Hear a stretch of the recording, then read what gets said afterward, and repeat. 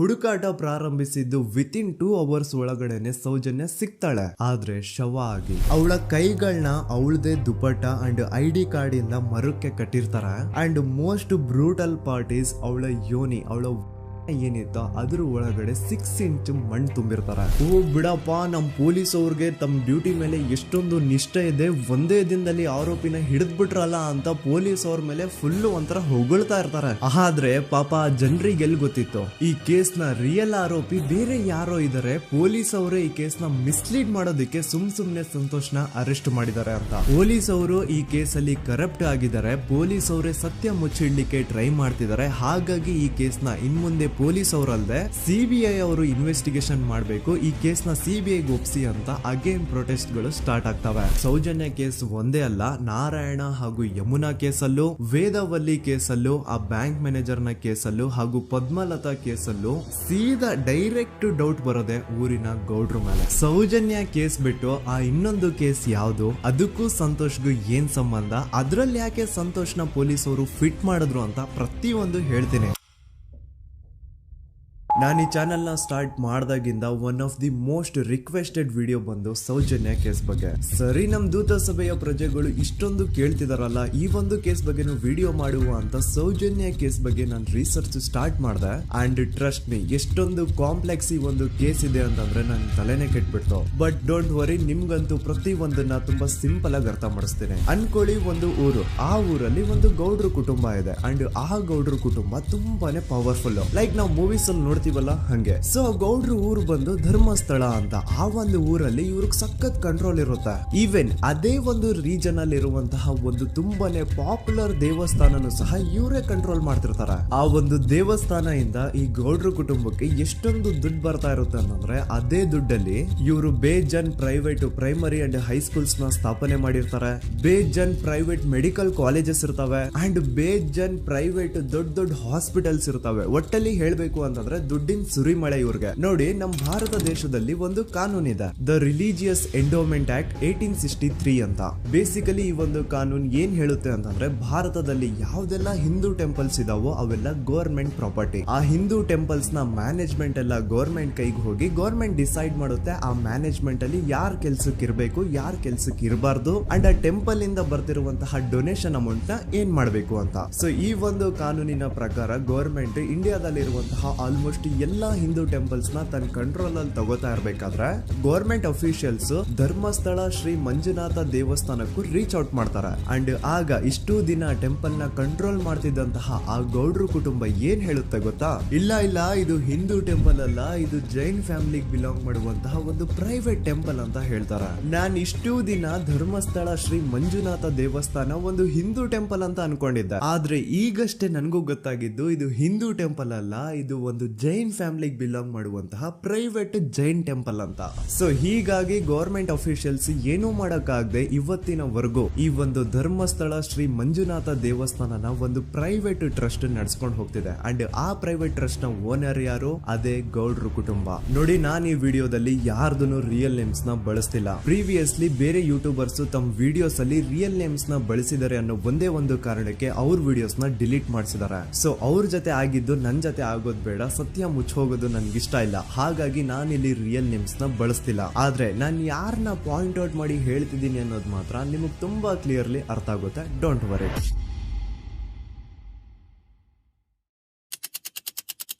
ದಿನಾಂಕ 9/10/2012. A very normal day for everyone except Soujanya.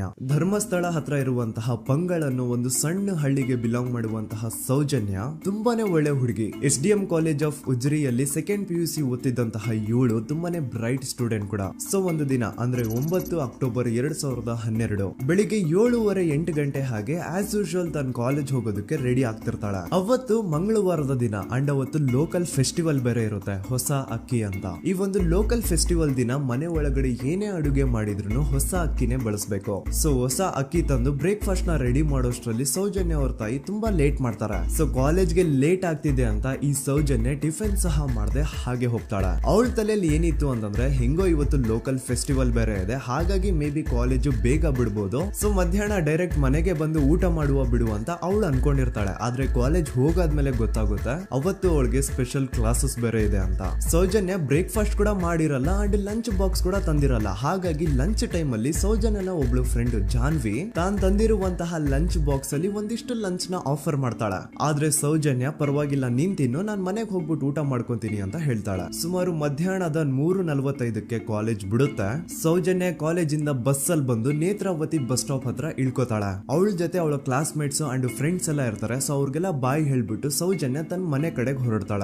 Netravati bus stop ಇಂದ ಸೌಜನ್ಯ ಮನೆಗೆ 20 minutes ನ ವಾಕ್ ಇರುತ್ತೆ. ಮ್ಯಾಕ್ಸ್ ಟು ಮ್ಯಾಕ್ಸ್ 30 ಮಿನಿಟ್ ಹಿಡಿಬಹುದು. ಸೊ ಸೌಜನ್ಯ ನಡ್ಕೊಂಡು ಮನೆ ಕಡೆಗೆ ಹೋಗ್ತಾ ಇರ್ತಾಳೆ. ಒಂದ್ ಸ್ವಲ್ಪ ದೂರದಲ್ಲಿ ಪ್ರಕೃತಿ ಹಾಸ್ಪಿಟಲ್ ಅಂತ ಒಂದಿರುತ್ತೆ.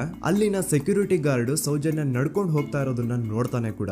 ನಂತರ ಸೌಜನ್ಯ ಒಂದು 10 ನಿಮಿಷ ಹಂಗೆ ಮುಂದೆ ನಡ್ಕೊಂಡು ಹೋಗಾದ್ಮೇಲೆ ಸೌಜನ್ಯಗೆ ತನ್ನ ಮಾವ ಸಿಗ್ತಾರ. ಅವರು ಸೌಜನ್ಯನ ನೋಡಿ ಮಾತಾಡಿಸ್ತಾರೆ. ಯಾಕಮ್ಮ ಕಾಲೇಜಿಂದ ಇಷ್ಟು ಲೇಟ್ ಬರ್ತಿದ್ಯಾ ಅಂತ ಕೇಳ್ತಾರೆ. ಆಗ ಸೌಜನ್ಯ ಇಲ್ಲ ಮಾವ, ಕಾಲೇಜಲ್ಲಿ ಸ್ಪೆಷಲ್ ಕ್ಲಾಸ್ ಇತ್ತು ಹಾಗಾಗಿ ಲೇಟ್ ಆಗ್ಬಿಡ್ತು ಅಂತ ಹೇಳಿ ಒಂದೆರಡು ಮಾತಾಡಿಸಿ ನಂತರ ತನ್ನ ಮನೆ ಕಡೆ ತಾನು ಹೊರಡ್ತಾಳ. ಈಗ ಆ ಒಂದು ಪಾಯಿಂಟ್ ಇಂದ ಸೌಜನ್ಯಗೆ ತನ್ನ ಮನೆ ಹೋಗ್ಲಿಕ್ಕೆ 10 ನಿಮಿಷ ಬೇಕು. ಮ್ಯಾಕ್ಸ್ ಟು ಮ್ಯಾಕ್ಸ್ 20 ಮಿನಿಟ್ ಅನ್ಕೊಳ್ಳಿ. 3:45ಕ್ಕೆ ಕಾಲೇಜ್ ಬಿಟ್ರೆ ಅರೌಂಡ್ 4:30ಗೆ ಮನೇಲಿ ಇರ್ಬೇಕಾಗಿದ್ದು ಹುಡುಗಿ 6:30-7 ಗಂಟೆ ಆಗಿದ್ರು ಮನೆಗೆ ಸೇರಿರಲ್ಲ. ಸೊ ಮನೇಲಿ ಸೌಜನ್ಯ ಅವ್ರ ತಾಯಿಗೆ ಟೆನ್ಷನ್ ಸ್ಟಾರ್ಟ್ ಆಗುತ್ತೆ. ಏನಪ್ಪಾ ಈ ಹುಡುಗಿ ಎಷ್ಟೊತ್ತಾದ್ರೂ ಇನ್ನು ಮನೆಗ್ ಬಂದಿಲ್ವಲ್ಲ ಅಂತ. ಸೊ ಅವ್ರೇನ್ ಮಾಡ್ತಾರೆ, ಸೌಜನ್ಯ ಅವ್ರ ತಂದೆ ಕಾಲ್ ಮಾಡ್ಬಿಟ್ಟು ರೀ ಹಿಂಗೆ 3:30-4 ಗಂಟೆಗೆ ಕಾಲೇಜ್ ಇಂದ ಮನೆಗ್ ಬರ್ತಿದ್ದಿದ್ ನಮ್ ಹುಡುಗಿ ಇವತ್ತು 7 ಗಂಟೆ ಆದ್ರೂ ಇನ್ನು ಮನೆಗ್ ಬಂದಿಲ್ಲ, ನೀವು ಸ್ವಲ್ಪ ಬೇಗ ಮನೆಗ್ ಬಂದು ವಿಚಾರಿಸಿ ಅಂತ ಗಾಬ್ರಿಲಿ ಹೇಳ್ತಾರ. ಸರಿ ಅಂತ ಸೌಜನ್ಯ ಅವ್ರ ತಂದೆ ಮನೆಗ್ ಬಂದ್ಬಿಟ್ಟು ಸೌಜನ್ಯನ ಫ್ರೆಂಡ್ಸ್ ಕ್ಲಾಸ್ ಮೇಟ್ಸ್ ಯಾರ್ದೆಲ್ಲ ಅವ್ರ ಹತ್ರ ನಂಬರ್ ಇರುತ್ತೋ ಅವ್ರಿಗೆಲ್ಲ ಕಾಲ್ ಮಾಡ್ಬಿಟ್ಟು ಸೌಜನ್ಯ ಬಗ್ಗೆ ಕೇಳ್ತಾರ. ನಮ್ ಹುಡುಗಿ ಏನಾದ್ರೂ ನಿಮ್ ಮನೆಗ್ ಬಂದಿದ್ದಾಳ ಅಮ್ಮ ಅಂತ. ಆದ್ರೆ ಸೌಜನ್ಯನ ಫ್ರೆಂಡ್ಸ್ ಅಂಡ್ ಕ್ಲಾಸ್ ಮೇಟ್ಸ್ ಎಲ್ಲ ಇಲ್ಲ ಅಂಕಲ್ ನಮ್ ಮನೆಗಂತೂ ಸೌಜನ್ಯ ಏನು ಬಂದಿಲ್ಲ, ಅವಳು ಬಸ್ ಸ್ಟಾಪ್ ಇಂದ ಸೀದಾ ನಿಮ್ ಮನೆ ಕಡೆಗೇನೆ ಹೊರಟ್ಲಲ್ವಾ, ಯಾಕೆ ಇನ್ನೂ ಬಂದಿಲ್ವಾ ಅಂತ ಕೇಳ್ತಾರ. ಆಗ ಸೌಜನ್ಯ ಅವ್ರ ತಂದೆ ಇಲ್ಲಮ್ಮ ಬಂದಿಲ್ಲ ಹಾಗಾಗಿನೇ ಕಾಲ್ ಮಾಡಿರೋದು ಅಂತ ಹೇಳಿ ಕಾಲ್ ಕಟ್ ಮಾಡ್ತಾರ. ದೆನ್ ಸೌಜನ್ಯ ಅವ್ರ ತಂದೆ ಸೌಜನ್ಯ ಅವ್ರ ಮಾವ ಕಾಲ್ ಮಾಡ್ತಾರ. ಅಳಿಯ ಎಲ್ಲಿದ್ಯಾ, ನನ್ ಮಗಳು ಇನ್ನು ಮನೆಗ್ ಬಂದಿಲ್ಲ, ನೀನೇನಾದ್ರೂ ಅವಳನ್ನ ನೋಡ್ದ ಅಂತ ಕೇಳ್ತಾರ. ಆ ಕಡೆಯಿಂದ ಅವರು ಸೌಜನ್ಯನ ಮಾವ ಹೇಳ್ತಾರೆ, ಹ್ಞೂ ನಾನ್ ನೋಡ್ದೆ, 4 ಕಾಲು ಹಾಗೆ ಆ ಹುಡುಗಿ ಕಾಲೇಜ್ ಇಂದ ಬರ್ಬೇಕಾದ್ರೆ ನನಗ್ ಕಾಣಿಸಿದ್ಲು, ನಾನ್ ಸ್ವಲ್ಪ ಮಾತಾಡ್ದೆ ಅವಳ ಹತ್ರ, ಅದಾದ್ಮೇಲೆ ಅವಳು ಮನೆ ಕಡೆ ಹೋದ್ಲಲ್ಲ, ಯಾಕೆ ಇನ್ನೂ ಬಂದಿಲ್ವಾ ಅಂತ ಅವರೇ ಉಲ್ಟಾ ಕ್ವಶನ್ ಕೇಳ್ತಾರ. ಈ ಕಡೆ ಸೌಜನ್ಯ ಅವ್ರ ತಂದೆ ಇಲ್ಲ 7 ಗಂಟೆ ಆದ್ರೂ ಮಗು ಇನ್ನು ಮನೆಗ್ ಬಂದಿಲ್ಲ, ನಮ್ಗೆ ಯಾಕೋ ತುಂಬಾ ಗಾಬರಿ ಆಗ್ತಿದೆ, ನೀನೊಂದ್ ಕೆಲ್ಸ ಮಾಡು ನಮ್ಮವ್ರನ್ನೆಲ್ಲ ಸೇರ್ಸು ಎಲ್ರೂ ಸೇರಿ ಹುಡುಕುವ ಅವಳನ್ನ ಅಂತ ಸುಮಾರು ರಾತ್ರಿ 7 ಗಂಟೆಯಿಂದ ಹಿಡಿದು 11 ಗಂಟೆವರೆಗೂ ಸೌಜನ್ಯನ ಮನೆಯವರು ಅಂಡ್ ಊರಿನ ಜನ 200-300 ಜನ ಸೇರ್ಕೊಂಡು ಸೌಜನ್ಯನ ಹುಡುಕ್ತಾರೆ. ಆದ್ರೆ ಸೌಜನ್ಯನ ಒಂದು ಸುಳಿವು ಸಿಗಲ್ಲ. ಸೊ ಕೊನೆಗೆ ಸಹಾಯ ಕೇಳ್ತಾ ರಾತ್ರಿ 11 ಗಂಟೆ ಹಾಗೆ ಸೌಜನ್ಯನ ತಂದೆ ತಾಯಿ ಅಂಡ್ ಊರಿನ ಜನ ಎಲ್ಲ ಬೆಳ್ತಂಗಡಿ ಪೊಲೀಸ್ ಸ್ಟೇಷನ್ ಹತ್ರ ಹೋಗ್ತಾರ. ಅಲ್ಲಿ ಪೊಲೀಸ್ ಅವ್ರ ಹತ್ರ ಕಾಲೇಜ್ ಹೋಗಿದ್ ನಮ್ ಹುಡುಗಿ ಇಷ್ಟೊತ್ತಾದ್ರೂ ಇನ್ನು ಮನೆಗ್ ಬಂದಿಲ್ಲ, ಎಷ್ಟು ಹುಡುಕಿದ್ರು ಸಿಗ್ತಾ ಇಲ್ಲ, ಸೊ ಪ್ಲೀಸ್ ಒಂದು ಮಿಸ್ಸಿಂಗ್ ರಿಪೋರ್ಟ್ ನ ಫೈಲ್ ಮಾಡಿ ನಮ್ ಹುಡುಗಿನ ಹುಡುಕೊಡಿ ಅಂತ ಕೇಳ್ಕೊತಾರ.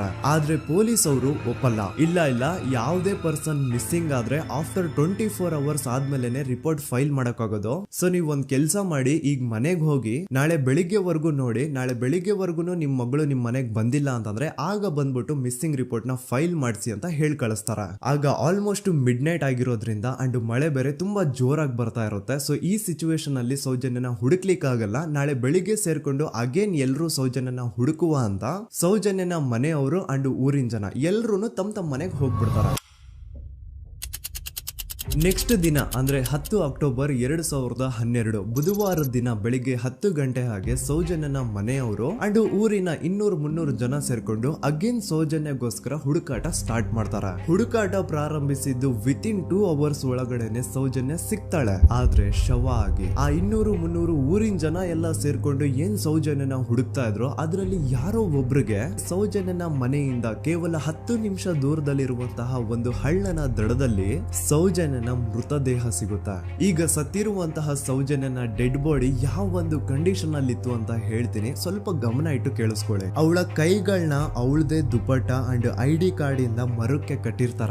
ಅವಳ ಬಾಡಿ ಎಲ್ಲ ನೇಕೆಡ್ ಇರುತ್ತೆ, ಮೈ ಮೇಲೆ ಸರಿಯಾದ ಬಟ್ಟೆ ಇರಲ್ಲ, ಮೈ ಮೇಲೆ ಮಲ್ಟಿಪಲ್ ಕಟ್ ಮಾರ್ಕ್ಸ್ ಇರುತ್ತೆ, ತುಂಬಾ ಜೋರಾಗಿ ಹೊಡೆದಿರುವಂತಹ ಗಾಯಗಳು ಮೈ ಮೇಲೆ ಎದ್ದು ಕಾಣಿಸ್ತಿರ್ತವೆ. ಅವಳ ರಿಪ್ಸ್ ಎದೆ ಭಾಗದ ಮೂಳೆಗಳೆಲ್ಲ ಮುರಿದು ಹೋಗ್ಬಿಟ್ಟಿರ್ತವೆ. And most brutal part is ಅವಳ ಯೋನಿ, ಅವಳ ಏನಿತ್ತು ಅದ್ರ ಒಳಗಡೆ 6 ಇಂಚ್ ಮಣ್ಣು ತುಂಬಿರ್ತಾರೆ. ಆ ಬಾಡಿ ಕಂಡೀಷನ್ ನ ನೋಡಿದಾದ್ಮೇಲೆ ಒಂದಂತೂ ತುಂಬಾ ಕ್ಲಿಯರ್ ಆಗಿ ಅರ್ಥ ಆಗುತ್ತೆ, ಅವಳನ್ನ ಯಾರೋ ತುಂಬಾ ಫೋರ್ಸ್ಫುಲಿ ಮಾಡಿ ನಂತರ ನಿರ್ದಯವಾಗಿ ಸಾಯಿಸಿದ್ದಾರೆ ಅಂತ. ಇಲ್ಲಿ ಕ್ರಿಮಿನಲ್ಸ್ ನ ಬುದ್ಧಿವಂತಿಕೆ ನೋಡಿ ಪೊಲೀಸ್ ಅವ್ರಿಗೆ ಏನೂ ಸುಳಿವು ಸಿಗ್ಬಾರ್ದು ಅಂತ ಅವಳ ಯೋನಿ ಒಳಗಡೆ 6 ಇಂಚ್ ಅಷ್ಟು ಮಣ್ಣು ತುಂಬ ಹೋಗಿರ್ತಾರೆ. ಸೊ ದೆನ್ ಪೊಲೀಸ್ ಅವ್ರಿಗೆ ವಿಷಯ ಗೊತ್ತಾಗುತ್ತೆ. ಅವರು ಸ್ಪಾಟ್ ಗೆ ಬಂದು ಸೌಜನ್ಯನ ಬಾಡಿನ ರಿಕವರ್ ಮಾಡಿ ಆ ಒಂದು ಸ್ಪಾಟ್ ನ ಕಂಪ್ಲೀಟ್ ಸೀಸ್ ಮಾಡ್ತಾರೆ.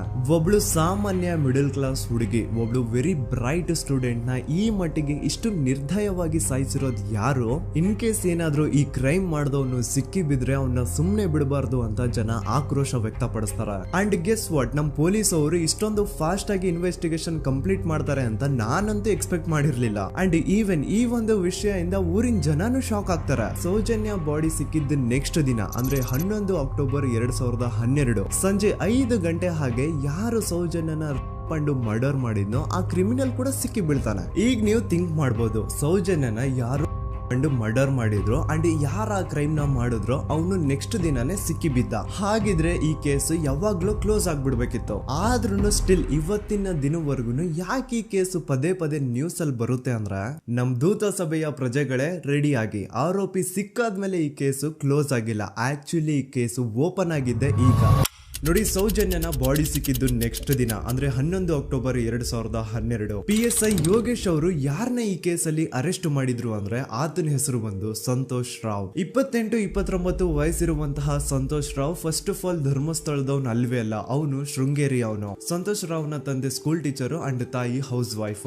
ಸಂತೋಷ್ ಮೊದ್ಲಿಂದನೂ ಒಂದ್ ಸ್ವಲ್ಪ ಮೆಂಟಲಿ ಇಲ್ಲಿರೋದ್ರಿಂದ ಅವನಿಗೆ ವಿದ್ಯೆ ಬರಹ ಅನ್ನೋದು ತಲೆಗೆ ಹೋಗಿರಲ್ಲ. ಹಾಗಾಗಿ ಅವನು ಶೃಂಗೇರಿಯಲ್ಲಿ ಒಂದು ಹೋಟೆಲ್ ಅಲ್ಲಿ ಕೆಲಸ ಮಾಡ್ತಿರ್ತಾನೆ. ಮೆಂಟಲಿ ಅನ್ಸ್ಟೇಬಲ್ ಇದ್ರೂ ಸಹ ಈತನಿಗೆ ದೇವ್ರ ಮೇಲೆ ಬಹಳ ನಂಬಿಕೆ ಇರುತ್ತೆ. ಹಾಗಾಗಿ ತಿಂಗಳಿಗೆ ಒಮ್ಮೆ ಆದ್ರೂ, ಅಟ್ಲೀಸ್ಟ್ 2 ತಿಂಗಳಿಗೆ ಒಮ್ಮೆ ಆದ್ರೂ ಈತ ಯಾವ್ದಾದ್ರು ಒಂದು ಪುಣ್ಯಕ್ಷೇತ್ರಕ್ಕೆ ವಿಸಿಟ್ ಮಾಡಿ ಬರ್ತಿರ್ತಾನೆ. ಹಾಗೇನೆ ಈ ಸತಿನೂ ಸಹ ಈತ ಧರ್ಮಸ್ಥಳಕ್ಕೆ ಬಂದಿರ್ತಾನೆ. ಇವನು ಧರ್ಮಸ್ಥಳಕ್ಕೆ ಬಂದಿದ್ದು ದಿನಾಂಕ 9 ಅಕ್ಟೋಬರ್ 2012. ಈ ದಿನಾಂಕನ ಸ್ವಲ್ಪ ನೋಟ್ ಮಾಡಿ ಇಟ್ಕೊಳ್ಳಿ, ಯಾಕಂತಂದ್ರೆ ಮುಂದೆ ಈ ಕೇಸಲ್ಲಿ ಇದೇ ಮೇಜರ್ ಟರ್ನಿಂಗ್ ಪಾಯಿಂಟ್. ಸೊ ಸೌಜನ್ಯನ ಡೆತ್ ಆಗಿಂತ ಒಂದು ದಿನ ಹಿಂದೆ ಧರ್ಮಸ್ಥಳಕ್ಕೆ ಬಂದಿರುವಂತಹ ಸಂತೋಷ್ ರಾವ್ಗೆ ಎಲ್ಲೂ ಉಳ್ಕೊಳ್ಳಿಕ್ಕೆ ಹೋಟೆಲ್ ಅಲ್ಲಿ ಅಥವಾ ಲಾಡ್ಜ್ ಅಲ್ಲಿ ರೂಮ್ ಸಿಗಲ್ಲ. ರೀಸನ್ ಇಷ್ಟೇ, ಸಂತೋಷ್ ರಾವ್ ನೋಡ್ಲಿಕ್ಕೆ ಸ್ವಲ್ಪ ಮೆಂಟಲಿ ಅನ್ಸ್ಟೇಬಲ್ ಪರ್ಸನ್ ತರ ಇರ್ತಾನೆ. ಅವನ ಅವತಾರ, ಅವನ ವೇಷಭೂಷಣ ಅಷ್ಟು ಸರಿ ಇರಲ್ಲ. ಹಾಗಾಗಿ ಇವನ್ಗೆ ಯಾವುದೇ ಒಂದು ಹೋಟೆಲ್ ಅಲ್ಲಿ ಅಥವಾ ಲಾಡ್ಜ್ ಅಲ್ಲಿ ಎಲ್ಲಿನೂ ರೂಮ್ ಸಿಗಲ್ಲ. ಸೊ ಉಳ್ಕೊಳ್ಳೋಕೆ ಜಾಗ ಸಿಗದೆ ಇವನೇನ್ ಮಾಡ್ತಾನೆ, ಅಲ್ಲೇ ಹತ್ರದಲ್ಲಿರುವಂತಹ ಬಾಹುಬಲಿ ಬೆಟ್ಟಕ್ಕೆ ಹೋಗಿ ಅಲ್ಲಿರುವಂತಹ ಬಾಹುಬಲಿ ಸ್ಟ್ಯಾಚು ಹತ್ರನೇ ಆಶ್ರಯ ತಗೊಳ್ತಾನೆ.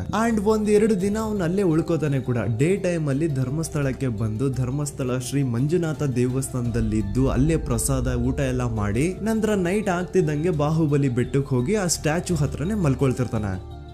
ಸೊ ಒಂದು ದಿನ ಅಂದ್ರೆ 11 ಅಕ್ಟೋಬರ್ 2012 ಸಂಜೆ 5 ಗಂಟೆ ಹಾಗೆ ಈ ಸಂತೋಷ್ ರಾವ್ ತನ್ನ ಪಾಡಿಗೆ ತಾನು ಆ ಬೆಟ್ಟದ ಮೇಲೆ ಕೂತ್ಕೊಂಡು ಸೀನರೀಸ್ ನ ಎಂಜಾಯ್ ಮಾಡ್ತಾ ಇರಬೇಕಾದ್ರೆ ಯಾರೋ ಅದೇ ಊರಿನ 5 ಜನ ಕಿಡಿಗೇಡಿಗಳು ಬಂದು ಇವನ್ ಹತ್ರ ಜಗಳ ತೆಗಿತಾರ.